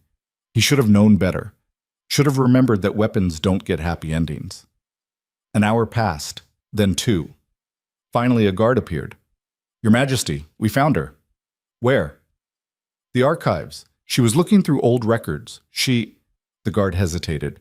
"She says she needs to talk to you, that everything is wrong." "I don't care what she says. Bring her." "Sire, she's asking for sanctuary. Says if she comes out, Cassian will kill her." "Good." The guard flinched. Kyle took a breath, forced himself under control. "Bring her to the throne room. Public setting. Witnesses. Do it now." The throne room was cold stone and high windows, built to intimidate. Kale sat on the throne his father had carved from black granite, every inch the king his bloodline demanded. When they brought Elira in, she was fighting. Not physically, she was smart enough not to attack the guards, but verbally. "You don't understand, I found proof. In the archives, Cassian has been planning this for years." "Silence," Kale said. His voice cut through her protests like a blade. She looked up at him on the throne, and something in her face crumpled. "Kyle, you will address me as Your Majesty." "What? No, listen to me." "Oh, listen." I said silence. The roar echoed. Guards shifted nervously. "You played me. From the beginning. The wounded Omega, the convenient information, the perfect words, all of it designed to make me weak. That's not... I found your note. I'm sorry. I tried to warn you." Very touching. Almost believed it. He leaned forward. "Tell me, what did Cassian promise you? Money? Freedom? A title?" "I don't know what you're talking about." "The Omega in the medical records 3 days before you arrived. The one Cassian had treated and released. That was you, wasn't it? A trial run. Make sure you could play the part convincingly." Her face went white. "What Omega? I've never been to the medical ward before last week." "Liar." "I'm not lying." Desperation crept into her voice. "Kyle, please. You have to listen. I don't have to do anything except decide what to do with a spy and a traitor." He stood, descending the steps slowly. "Here's what I think happened. Cassian found you in Harwick's operation, made you a deal, pretend to escape, run to me, make me care. Then at the right moment disappear. Leave a note suggesting betrayal. Drive me into exactly the kind of paranoid rage that would justify a vote of no confidence. That's insane, is it? Because it's working perfectly. I've alienated my counsel, made myself look unstable, and now I'm about to execute an Omega in front of witnesses. Exactly the kind of thing a tyrant would do." He stopped 3 steps above her, close enough to see the tears tracking down her face. "Congratulations. You earned whatever he paid you." "He didn't pay me anything. I'm trying to save you." "By disappearing without a word? By leaving a note that reads like a confession?" "I left that note because I was scared. I found documents in the archives, records of Cassian meeting with someone from outside the kingdom, plans involving the feast. I was trying to find you, but guards were everywhere and I panicked." Her voice broke. "I thought if something happened to me, at least you'd know I tried." "Tried what?" "To warn you, to tell you the truth." "The truth," he laughed, bitter. "From the woman who's been lying since the moment she crashed into my courtyard." "I never lied to you. You lied with every breath, every touch, every time you looked at me like I was something other than a tool to use." He grabbed her chin, forcing her to meet his eyes. "Tell me, did you feel anything, or was it all performance?" She slapped him. The crack echoed like a gunshot. Guards moved forward, but he waved them back, his cheeks stinging. "I loved you," she said, her voice shaking with fury. "I loved you, you paranoid bastard. Everything I said, everything I did, it was real. But you're so convinced you're unlovable that the moment someone suggests otherwise, you believe them instead of me. You left a note explaining why I was in the archives if something happened, not a confession." She wiped at her tears angrily. "But you know what? Marin was right. You want to know what she told me this morning before you woke up? That loving you would destroy me. That you'd always choose duty over me. That I should run while I still could." "Marin said that?" "She said you were a good man trapped in an impossible situation. That caring about you was a liability because you'd sacrifice anything, including me, for your kingdom." Elira's laugh was broken. I told her she was wrong, that you'd changed, that we were partners. You were lying. I was hoping. She stepped back out of his reach. But she was right. The moment things got complicated, you chose suspicion over trust, duty over me, because you betrayed me. I didn't! The scream tore from her throat. But it doesn't matter. You've already decided. So fine, execute me. Prove everyone right about what you are. Cale's hands clenched. What am I? Alone. Because that's what weapons are. They don't get to have people. They don't get to be loved. They just get used until they break. The words hit like physical blows. Before he could respond, the doors burst open. Marin ran in, her face flushed. Kyle, stop! I was wrong! He turned, still gripping Alira's arm. What? The medical records. I checked again. The dates were altered. Someone backdated an entry to make it look like there was another Omega. She stumbled to a halt, breathing hard. It was planted. Part of the trap. To make you doubt her. The world stopped. What? I'm sorry. I should have verified before I told you, but the entry looked real, and I thought... Marin's eyes went to Alira, horror dawning. Oh gods, what did you do? Kael released Alira like she'd burned him. She staggered back, wrapping her arms around herself. Alira, don't. Her voice was dead. You said it all already. I was wrong. You thought I betrayed you because someone planted evidence and you believed it without question. She looked at him and her eyes were empty. I told you everything. About the trafficking, the escape, all of it. And you still thought I was lying. I'm sorry. Sorry doesn't fix this. She turned to the guards. Am I under arrest? They looked to Cale uncertainly. No, he said hoarsely. You're free to go. Good. She walked toward the door, her spine straight despite the tears still tracking down her face. Alira, please. She stopped but did not turn. You were right about one thing. This was a trap, just not the one you thought. Her voice was hollow.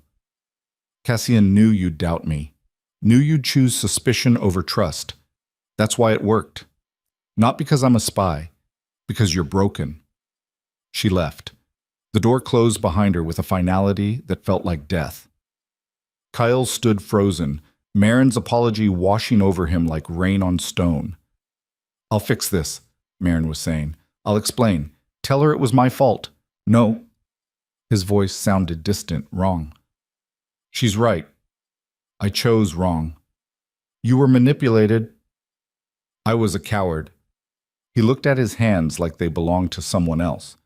I had one real thing in my life, and I destroyed it because I was too scared to trust it. Kyle... A guard rushed in, interrupting. Your Majesty, there's been an incident. The feast hall. You need to come now. They ran. The feast hall looked like a battlefield. Tables overturned, food scattered, and in the center, surrounded by guards, stood Lord Harwick. He was smiling. Your Majesty, he said pleasantly. Perfect timing. I was just explaining to your guards that I've come to turn myself in. Cale's sword was in his hand before thinking. You're under arrest for trafficking. Oh, I know. That's why I'm here. Harwick spread his arms. I'm prepared to confess. To everything. Names, routes, clients, all of it. Why? Because Lord Cassian made me an offer I couldn't refuse. Full immunity in exchange for testimony. His smile widened. Testimony about the real conspiracy. Ice slid down Kael's spine. What conspiracy? The one involving your father's death. See, I've kept records, very detailed records, about who paid for the poison that killed him, who arranged for the guards to be distracted that night, who benefited most from his sudden passing. That's impossible. My father died of natural causes. Did he? Harwick pulled a folder from his coat. These say otherwise, and they say the person who orchestrated it was someone very close to him, someone who wanted the throne but couldn't wait for inheritance. Understanding hit like a hammer. You're saying I killed my father. I'm saying the evidence suggests it. And Lord Cassian has graciously offered to investigate thoroughly, publicly, with full transparency. Harwick's eyes glittered. Of course, during such an investigation, you'd need to step down temporarily, for appearances, and Lord Cassian, as next in line, would serve as regent. There it was, the endgame, Not assassination, not direct coup, just manufactured evidence, public trial, and political maneuvering that would force Kyle off the throne while appearing completely legitimate.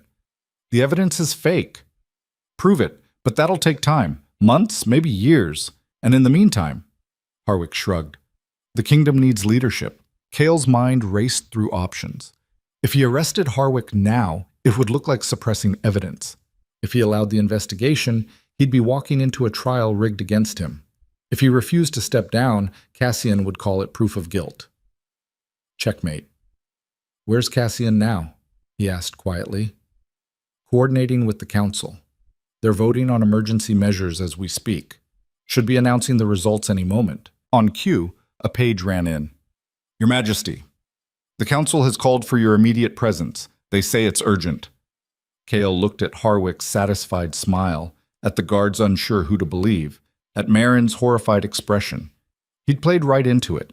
Every move calculated to bring him to this exact moment, isolated, discredited, with the woman he loved driven away by his own paranoia. "Take Lord Harwick into custody," he ordered. "I'll deal with the council." "Your Majesty." "Do it." He walked toward the council chambers, his mind surprisingly clear. They'd beaten him. Cassian had won. The question now was what he'd do about it. The council chambers' doors stood open. All 12 members waited inside. Cassian sat in Kale's usual chair, that small detail a message in itself. "Your Majesty," he said with false warmth, "thank you for coming. We've been discussing the situation, Lord Harwick's testimony, the evidence, your recent behavior. Get to the point. The point is we're concerned about your judgment, your stability, your fitness to rule." Cassian stood. "Effective immediately, the council has voted to invoke Article 7 of the Kingdom Charter. You are suspended from authority pending investigation into your father's death." "That's convenient. Who'll serve as regent while I'm suspended?" "I will. As next in line, it's my duty." "Your duty is treason." Cale's voice was cold. "You fabricated evidence, manipulated witnesses, orchestrated this entire thing. Can you prove that? Give me time. Time is what you don't have. The vote is done. The charter is clear." Cassian's smile was gentle, pitying. "I'm sorry, cousin, but this is for the best. You've been under too much strain, the rejections, the isolation, now this obsession with that Omega. You need rest. I need to stop you." "From what? Saving the kingdom from a king who's clearly unstable?" Cassian gestured to the council members. "Look at them, Kyle. They're relieved, because they've been watching you spiral for weeks. The paranoia, the accusations, threatening the council, arresting members without trial, claiming an Omega without consent." "I never, didn't you? You stood in the feast hall and claimed her publicly, invoked alpha dominance, forced her into a bond she didn't want." His voice hardened. "Sound familiar?" It did, because it was exactly what Kyle had feared becoming, what he'd sworn never to be. "She chose to stay," he said, but the words sounded hollow. "Did she? Or did you trap her? Use your power to make her feel like she had no choice?" Cassian moved closer. "You've become what you always feared, a tyrant, just like our father." "I'm nothing like him." "Aren't you?" He took what he wanted without asking, forced people into submission, ruled through fear. Cassian's eyes were sad. "You tried so hard to be different. But in the end, blood tells. You're his son, his weapon, and weapons don't get to rule." The words echoed what Elira had said. What everyone had always said. Maybe they were right. Cale looked around the council table at faces that wouldn't meet his eyes. They'd already decided, already chosen Cassian's version of events over his. He could fight, draw his sword, refuse to step down, force them to arrest him, but that would just prove their point. "Fine," he said quietly. Cassian blinked. "What?" "I'll step down, temporarily, until this is resolved." Kyle unbuckled his sword belt and laid it on the table. "But I want conditions. Full access to evidence, right to independent investigation, and protection for Elira." "The Omega? Why would she need—" "Because if anything happens to her while I'm under investigation, this whole charade ends and I come for you with everything I have left."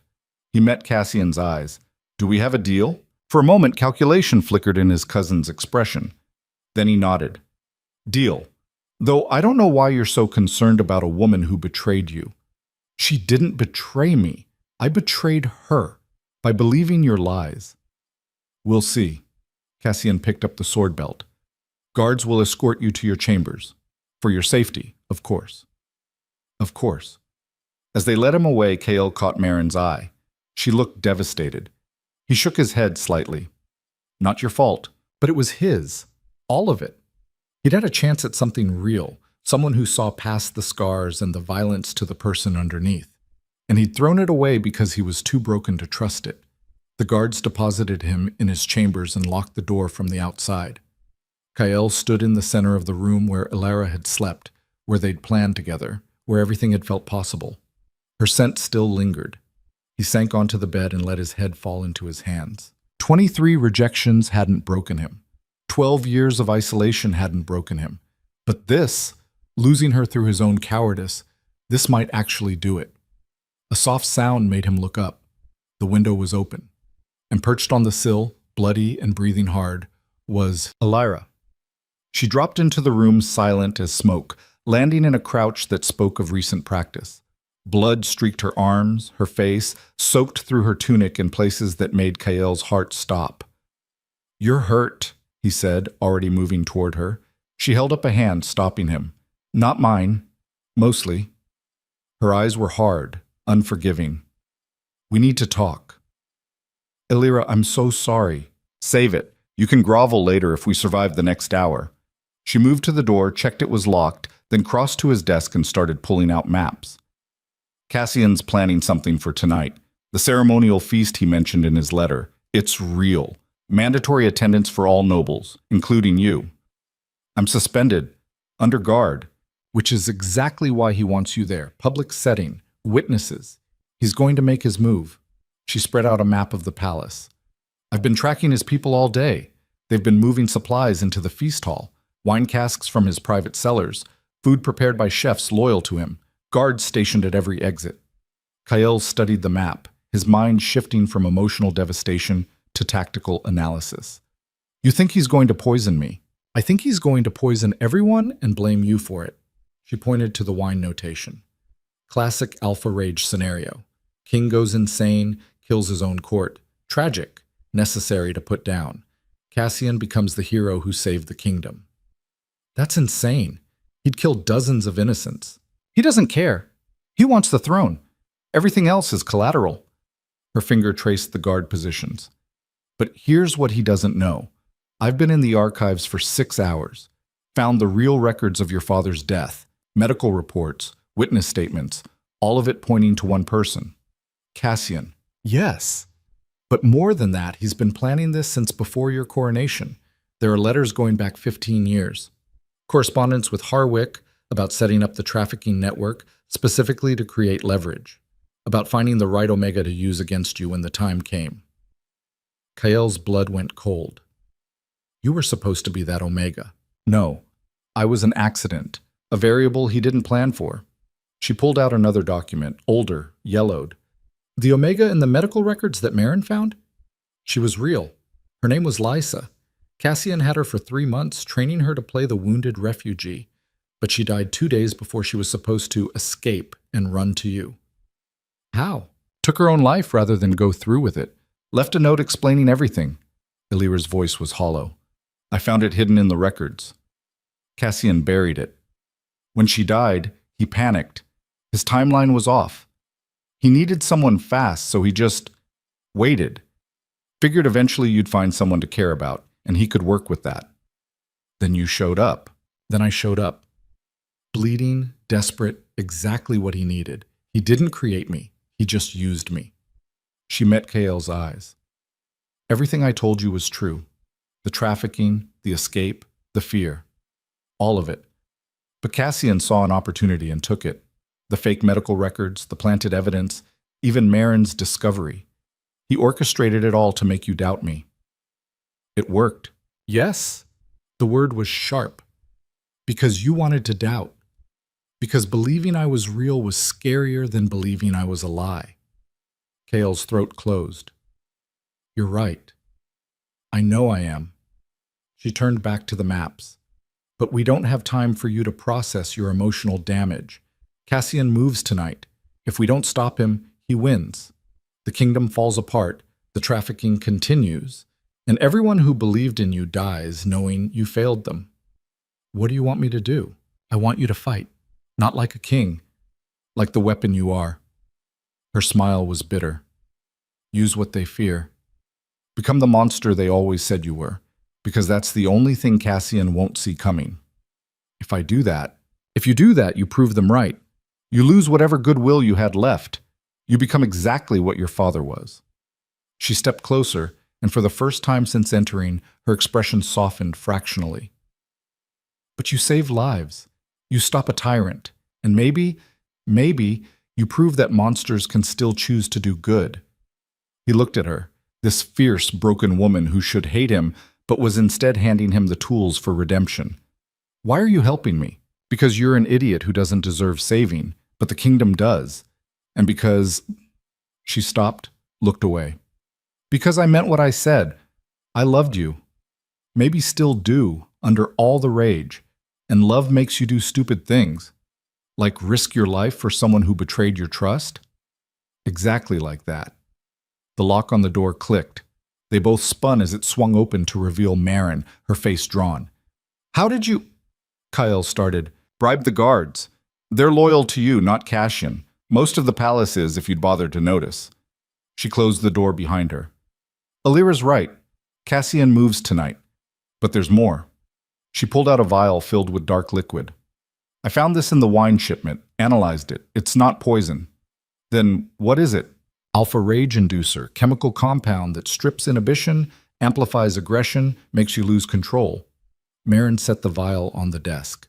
He's not trying to kill you directly. He's trying to turn you into the monster everyone fears, let you slaughter the court yourself, then execute you for it. Understanding crashed through Kyle. And the only way to stop it is not to drink, which you can't do without looking suspicious. If you refuse wine at a ceremonial feast, everyone notices. Marin's expression was grim. It's perfect. You drink, you rage. You don't drink, you look guilty. Either way, he wins. Unless we switch the wine, Elira said slowly. They both looked at her. He's using his private cellars, which means the casks are in his storage rooms until they're moved to the hall. She pointed to the map. If we can get in there before the feast, replace the tainted wine with clean bottles. He'd still have the inducer, Kyle said. He could spike individual cups. Not if we're watching. Not if we control the pour. Elira's eyes blazed. We need allies.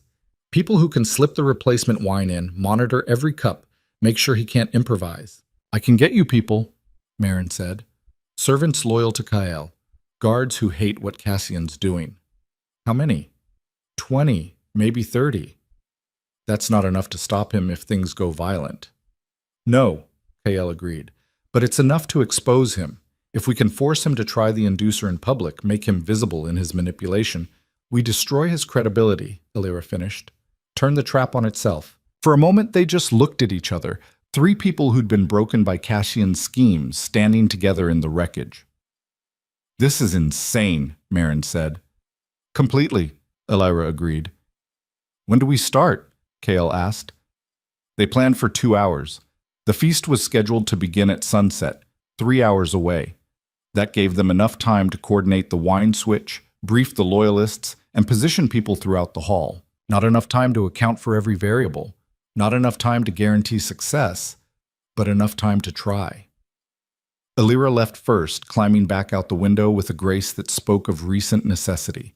Marin followed through the door, bribing the guards again with promises of royal favor once this was over.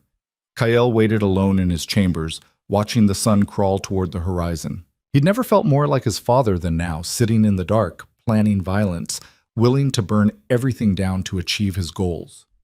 The difference, he told himself, was purpose. His father had wanted power.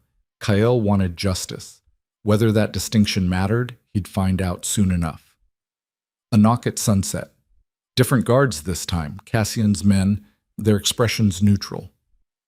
Your Majesty, it's time. He let them escort him to the feast hall without resistance. The space had been transformed again, more candles than before, their light casting everything in amber and shadow. Tables arranged in a horseshoe around a central dais where Cassian already stood, resplendent in royal blue. Every noble house was represented, their faces ranging from curious to hostile to afraid. At the back, almost hidden in the crowd, Kael spotted Alira. She'd changed clothes, cleaned up, looked like just another minor courtier. Their eyes met for half a heartbeat. She nodded once. Ready. "Cousin," Cassian called out, his voice warm. "Please, join us. We've saved you a seat." The seat was at the high table, isolated, visible, perfect for observation. Kael climbed the dais and sat, hyper-aware of every eye tracking his movement. "I'm glad you could make it," Cassian continued, addressing the room. "I know these past days have been difficult. Accusations, investigations, uncertainty about the future." He paused. "But tonight, we set all that aside.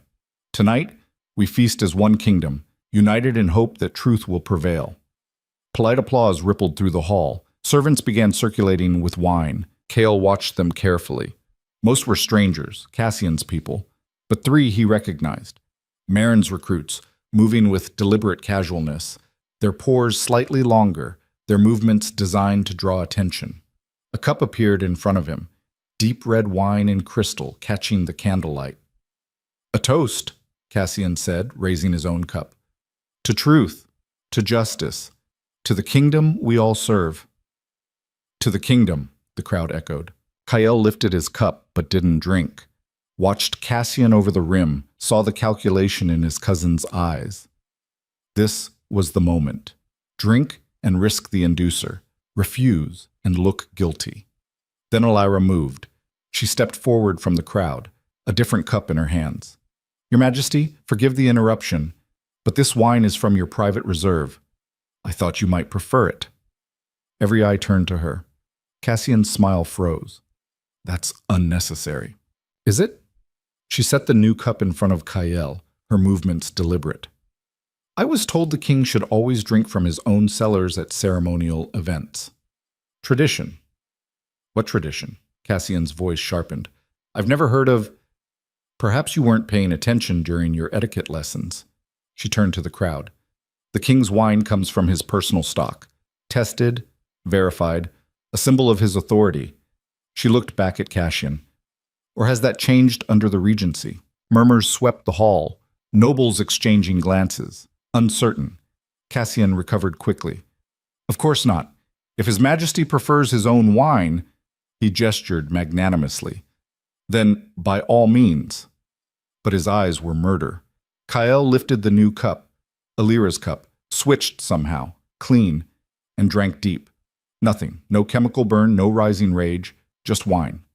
"Excellent," he said, setting it down. "Shall we eat?" The feast progressed with agonizing slowness. Course after course, conversation flowing around him like water around stone. Kael barely tasted any of it. His attention split between watching Cassian and tracking Alira's movements through the crowd. She was circulating now, talking to nobles, playing the charming courtier. But Kael saw the pattern. She was positioning people, creating sight lines, building a web of witnesses. After the 4th course, Cassian stood again. "If I may have your attention." He waited for silence. "As acting regent, I feel it's important to address the situation directly. The investigation into our beloved king's potential misconduct." The temperature in the room dropped. "Lord Harwick has provided testimony, documents, evidence of serious crimes." Cassian's voice was grave, sympathetic. "I take no pleasure in this. Kael is my cousin, my family, but the truth must be pursued no matter how painful." "What truth?" Kael asked quietly. "The truth about your father's death, about your possible involvement, about whether you're fit to rule this kingdom." Cassian turned to face him fully. "The council believes a public hearing would be—" "The council believes what you tell them to believe." Kael stood, and the hall went silent. "Just like you told them to believe I was unstable, that I'd claimed an Omega without consent, that I'd arrested Ferris without cause. Those are matters of public record. Those are lies. Carefully constructed lies designed to make me look like a tyrant so you could take the throne." He descended from the dais slowly. But you made a mistake. You underestimated the people you were using. I don't know what you're talking about. Lissa. The name dropped like a stone. The Omega you spent 3 months training to seduce me. The one who killed herself rather than go through with your plan. Cassian's face went white. I found her note, Elira called from the crowd. She held up a paper, old and creased. Hidden in the archives, explaining everything, your plan to manipulate the king, your arrangement with Harwick, your murder of the late king. That's fabricated. Is it? Marin stepped forward from another section of the hall. Because I have the medical records. The real ones. Not the fake ones you planted, showing traces of poison in the late king system. Poison that came from your private stores. Cassian looked around, seeing the trap closing. You can't prove any of this. We can, Kael said, and we will. But first I want everyone here to see what you really are. He nodded to the servants, his servants, the loyal ones. They moved as one, pulling back the curtains along the walls to reveal guards. Not Cassian's men, Kael's, 20 of them, armed, positioned. You tried to turn me into a monster tonight, Kael continued. Spiked the wine with a compound designed to strip my control, make me rage, give you an excuse to execute me in front of witnesses. I did no such. Then drink. Kael pointed to Cassian's cup, still full on the table. If the wine is clean, prove it. Drink. Cassian stared at the cup like it was a viper. What's wrong, cousin? It's just wine. Your wine, from your cellars. Kael's smile was sharp. Unless there's something in it you don't want the court to see. The silence stretched. Then Cassian grabbed the cup and hurled it against the wall. Crystal shattered. Wine ran down stone like blood. You self-righteous fool, he snarled, all pretense gone. You think you've won? You think exposing me changes anything? He looked around at the assembled nobles. He's still what you fear, still too brutal, too damaged, too dangerous to rule. I would have been better, cleaner, more like what a king should be. You would have been a tyrant, Kael said quietly, ruling through fear and manipulation. At least I'm honest about what I am. And what are you? A weapon who learned to pretend at humanity? Cassian laughed, brittle. You'll never be more than your father made you, never be loved, never be... He's loved by me, Elira said. The hall went still. She stepped forward, into the light, and Kael's heart stopped. He's loved by me. Not because he's perfect, not because he always makes the right choice, but because when he's wrong, he admits it. When he's scared, he fights anyway. When he could have let me die to save himself politically, he didn't. She reached Kael's side and took his hand. That's not a weapon. That's a man. Cassian's face twisted. You stupid girl. He'll destroy you. Maybe. But it'll be my choice. Not yours. Not anyone's but mine. She turned to the nobles. You've spent 12 years rejecting him because he scared you, because he didn't fit your picture of what power should look like. But he's the only one who actually cared about protecting you instead of controlling you. Lord Vane stood slowly. The evidence against Lord Cassian, it's real? Every word, Marin confirmed. I can provide documentation. Then I move for his immediate arrest, Vane said, and reinstatement of King Kael's full authority. Seconded, Lady Meredith added. More voices joined. Not all. Some nobles still looked uncertain, afraid, but enough. More than enough. Cassian saw it happening, saw his support crumbling, his hand dropped to his sword. Don't, Kael said. Why not? You're going to kill me anyway. Public execution, big spectacle. Might as well die fighting. He drew steel. Come on, cousin. Show them what you really are. The monster, the weapon. Kill me like you killed our father. I didn't kill him. You did. Kael didn't draw. And I'm not going to kill you. Why not? Because I'm tired of being what people expect. Tired of choosing violence because it's easier than mercy. He stepped forward, unarmed, and Cassian's sword trembled. You wanted to prove I'm a monster? I'm proving you wrong. You're weak. I'm different. Kael stopped just outside sword range. Our father taught us strength is dominance, that love is weakness, that the only way to rule is through fear. He was wrong, and I'm not becoming him, not for you, not for anyone. Cassian's sword lowered fractionally. You're going to let me live? I'm going to let you face trial. Answer for what you've done. Let the system work instead of my fists. Kale held out his hand. Drop the sword, Cassian. It's over. For a long moment, Cassian just stared. Then something broke in his expression. Not regret, but defeat. The sword clattered to the floor. Guards moved in, securing him. He didn't resist. As they led him away, he looked back once. You'll regret this. Mercy is weakness. Our father knew that. Our father died alone and hated, Kael said quietly. I'm choosing a different ending. Then Cassian was gone, and the hall erupted into chaos. Nobles arguing, demanding explanations, trying to process what they'd witnessed.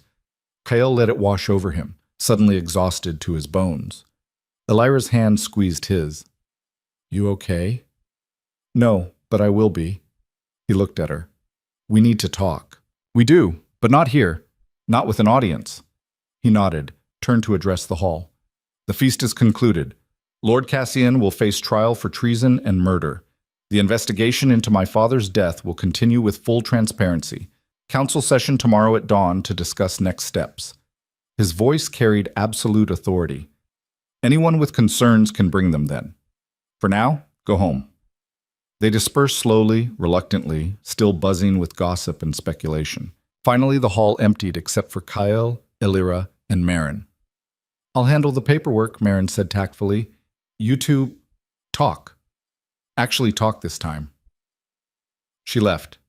Kael and Elira stood in the wreckage of overturned tables and spilled wine, the candles burning down to stubs. I'm sorry, Kael said. I know.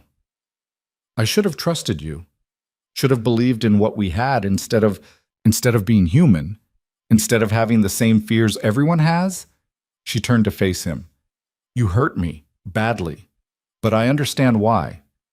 That doesn't make it okay. No, it doesn't. She took a breath.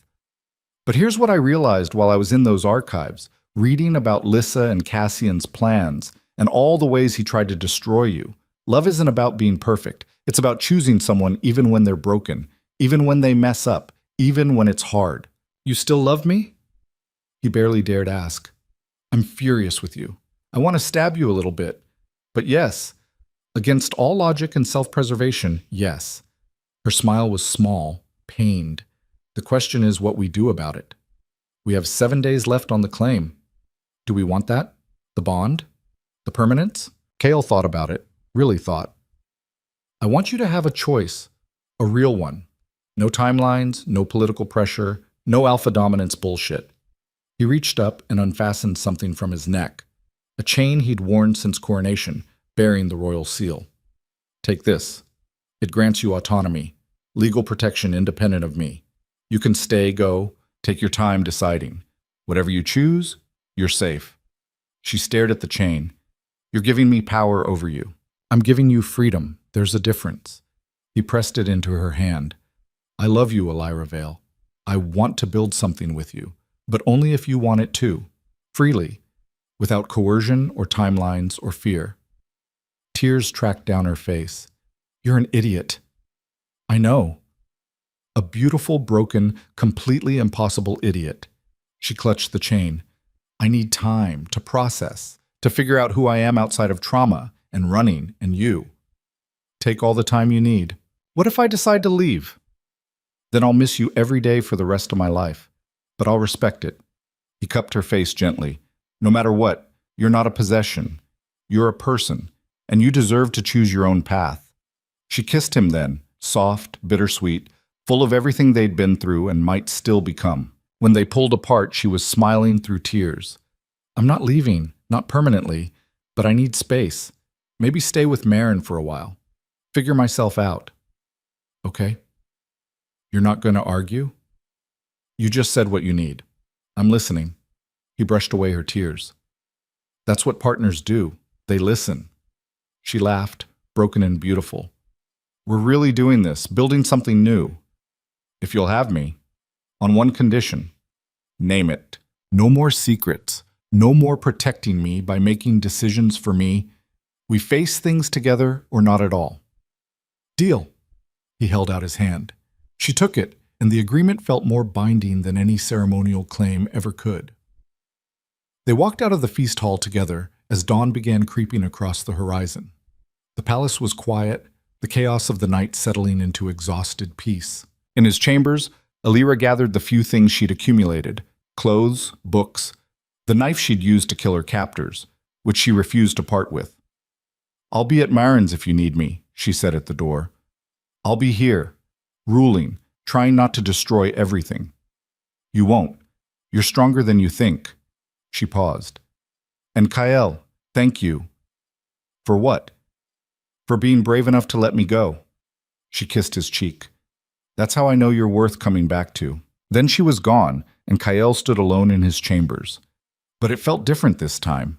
Not the crushing isolation of before. Just solitude. Temporary. Chosen. He had work to do, a kingdom to rebuild, a trial to oversee, a system to reform so what happened to Alira could never happen again. But for the first time in 12 years, he had something else too. Hope. The next weeks blurred together in a storm of governance and change. Cassian's trial was public, thorough, devastating. The evidence Alira had found, combined with Marin's medical records and testimony from Harwick's victims, painted a picture of conspiracy that shocked the kingdom. Nobles who'd supported Cassian quietly withdrew their backing. Those who'd remained loyal to Kael found their positions strengthened. The verdict was unanimous, guilty on all counts. Cassian was stripped of titles, lands, everything, exiled to the northern territories under permanent guard, his name struck from the family registry. He'd wanted to be king. Instead, he became nothing. Harwick faced similar justice. His trafficking network was dismantled piece by piece, victims freed, clients exposed. Some fled the kingdom, others faced trial. The whole rotten structure came crashing down. Through it all, Kael worked. Rewrote laws around Alpha-Omega bonds, making forced claims illegal. Established protection systems for trafficking victims. Created council oversight to prevent future abuses of power. And every night, he went to bed alone in chambers that still smelled faintly of Alira, wondering if she'd ever come back. She did, 3 months later. He was in the gardens, his private courtyard where she'd first crashed through the gates, when he heard footsteps. Alira stood at the entrance wearing simple clothes, her hair longer than he remembered. She looked healthy, strong, whole. "Hi," she said. "Hi." His heart hammered. "How are you?" "Better. I've been working with Marin, helping other survivors. Turns out having survived trafficking makes you pretty qualified to counsel others through it." She stepped closer. "Also been thinking." "About?" "About what I want, who I am, what kind of future I'm willing to fight for." She stopped in front of him. "Took me 3 months to figure out, but I got there." "And?" "And I want you, not because I need protection or because there's a timeline, because you're annoying and stubborn, and you make me want to stab you at least twice a week." Her smile was bright, genuine. "But you're also kind and brave, and you let me be broken without trying to fix me. That's worth keeping." "Are you sure?" "Completely." She pulled out the chain he'd given her. She'd been wearing it this whole time. "I'm ready. If you still want—" He kissed her before she could finish. It was different than before. No desperation, no fear of loss. Just certainty. Choice. Love freely given. When they broke apart, both grinning like idiots, she said, "So, about that bond. We don't have to—" "I know, but I want to. Not because tradition demands it. Because I choose it. Choose you. Choose us." She tilted her head.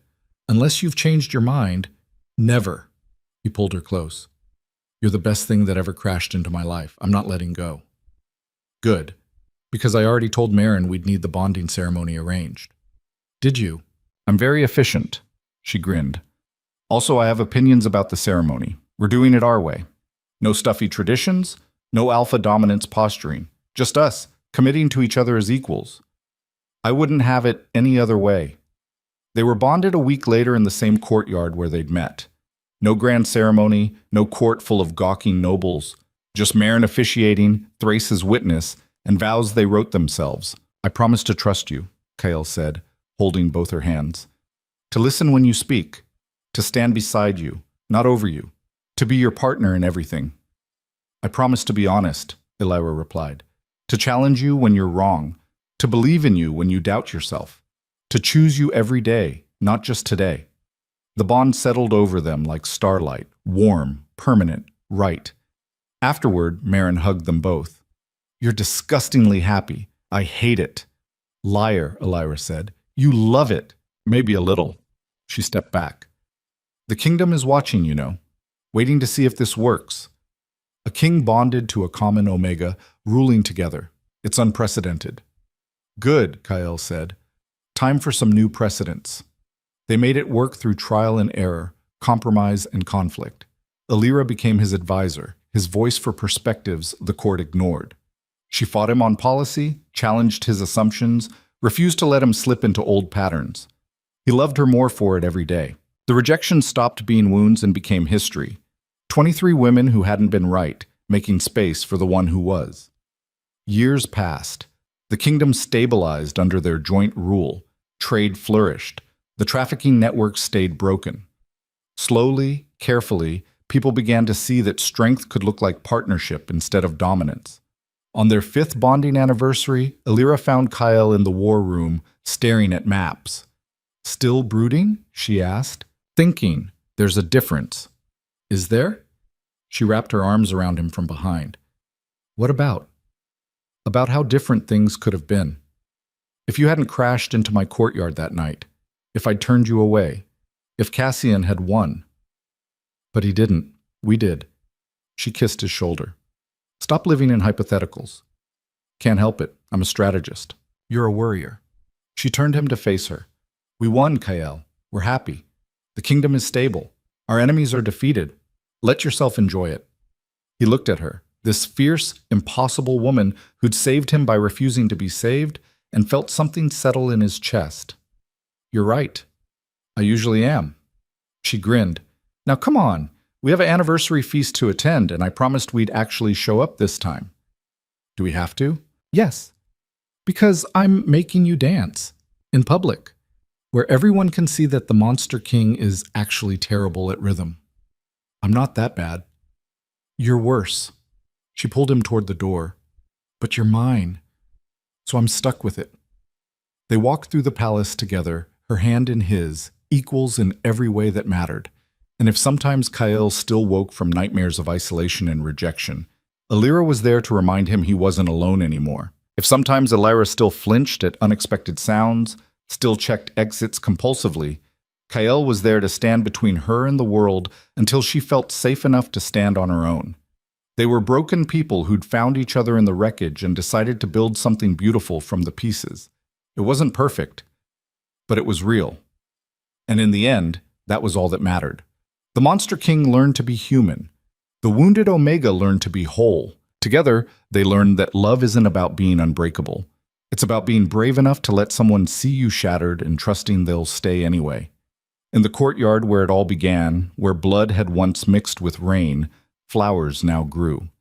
Elira had planted them, determined to replace violence with beauty. Kael stood there sometimes, remembering the storm, the desperate woman who'd crashed into his life, the moment everything changed. You're brooding again, Elira called from the doorway. I'm reflecting. There's a difference. Is there? She joined him among the flowers. What are you reflecting on? How lucky I am, that you chose me, that we survived, that we get to be here, together, building this. He pulled her close. That I stopped being what they made me and started being what you saw in me. I didn't see anything that wasn't already there, just helped you see it too. She rested her head against his chest. We saved each other, Kael. That's the truth. Not some fairy tale where the king rescues the maiden. We both did the rescuing. Equal partnership. Always. She smiled up at him. Now stop being sentimental and kiss me. The flowers deserve to see something romantic. He kissed her as the sun set over the kingdom they ruled together, painting the sky in colors that matched the beginning, all red and gold and promise. They'd been called too much and not enough, monster and victim, weapon and prey. But they'd proven everyone wrong. They were simply human. Beautifully, impossibly, perfectly human. And they were finally, completely home.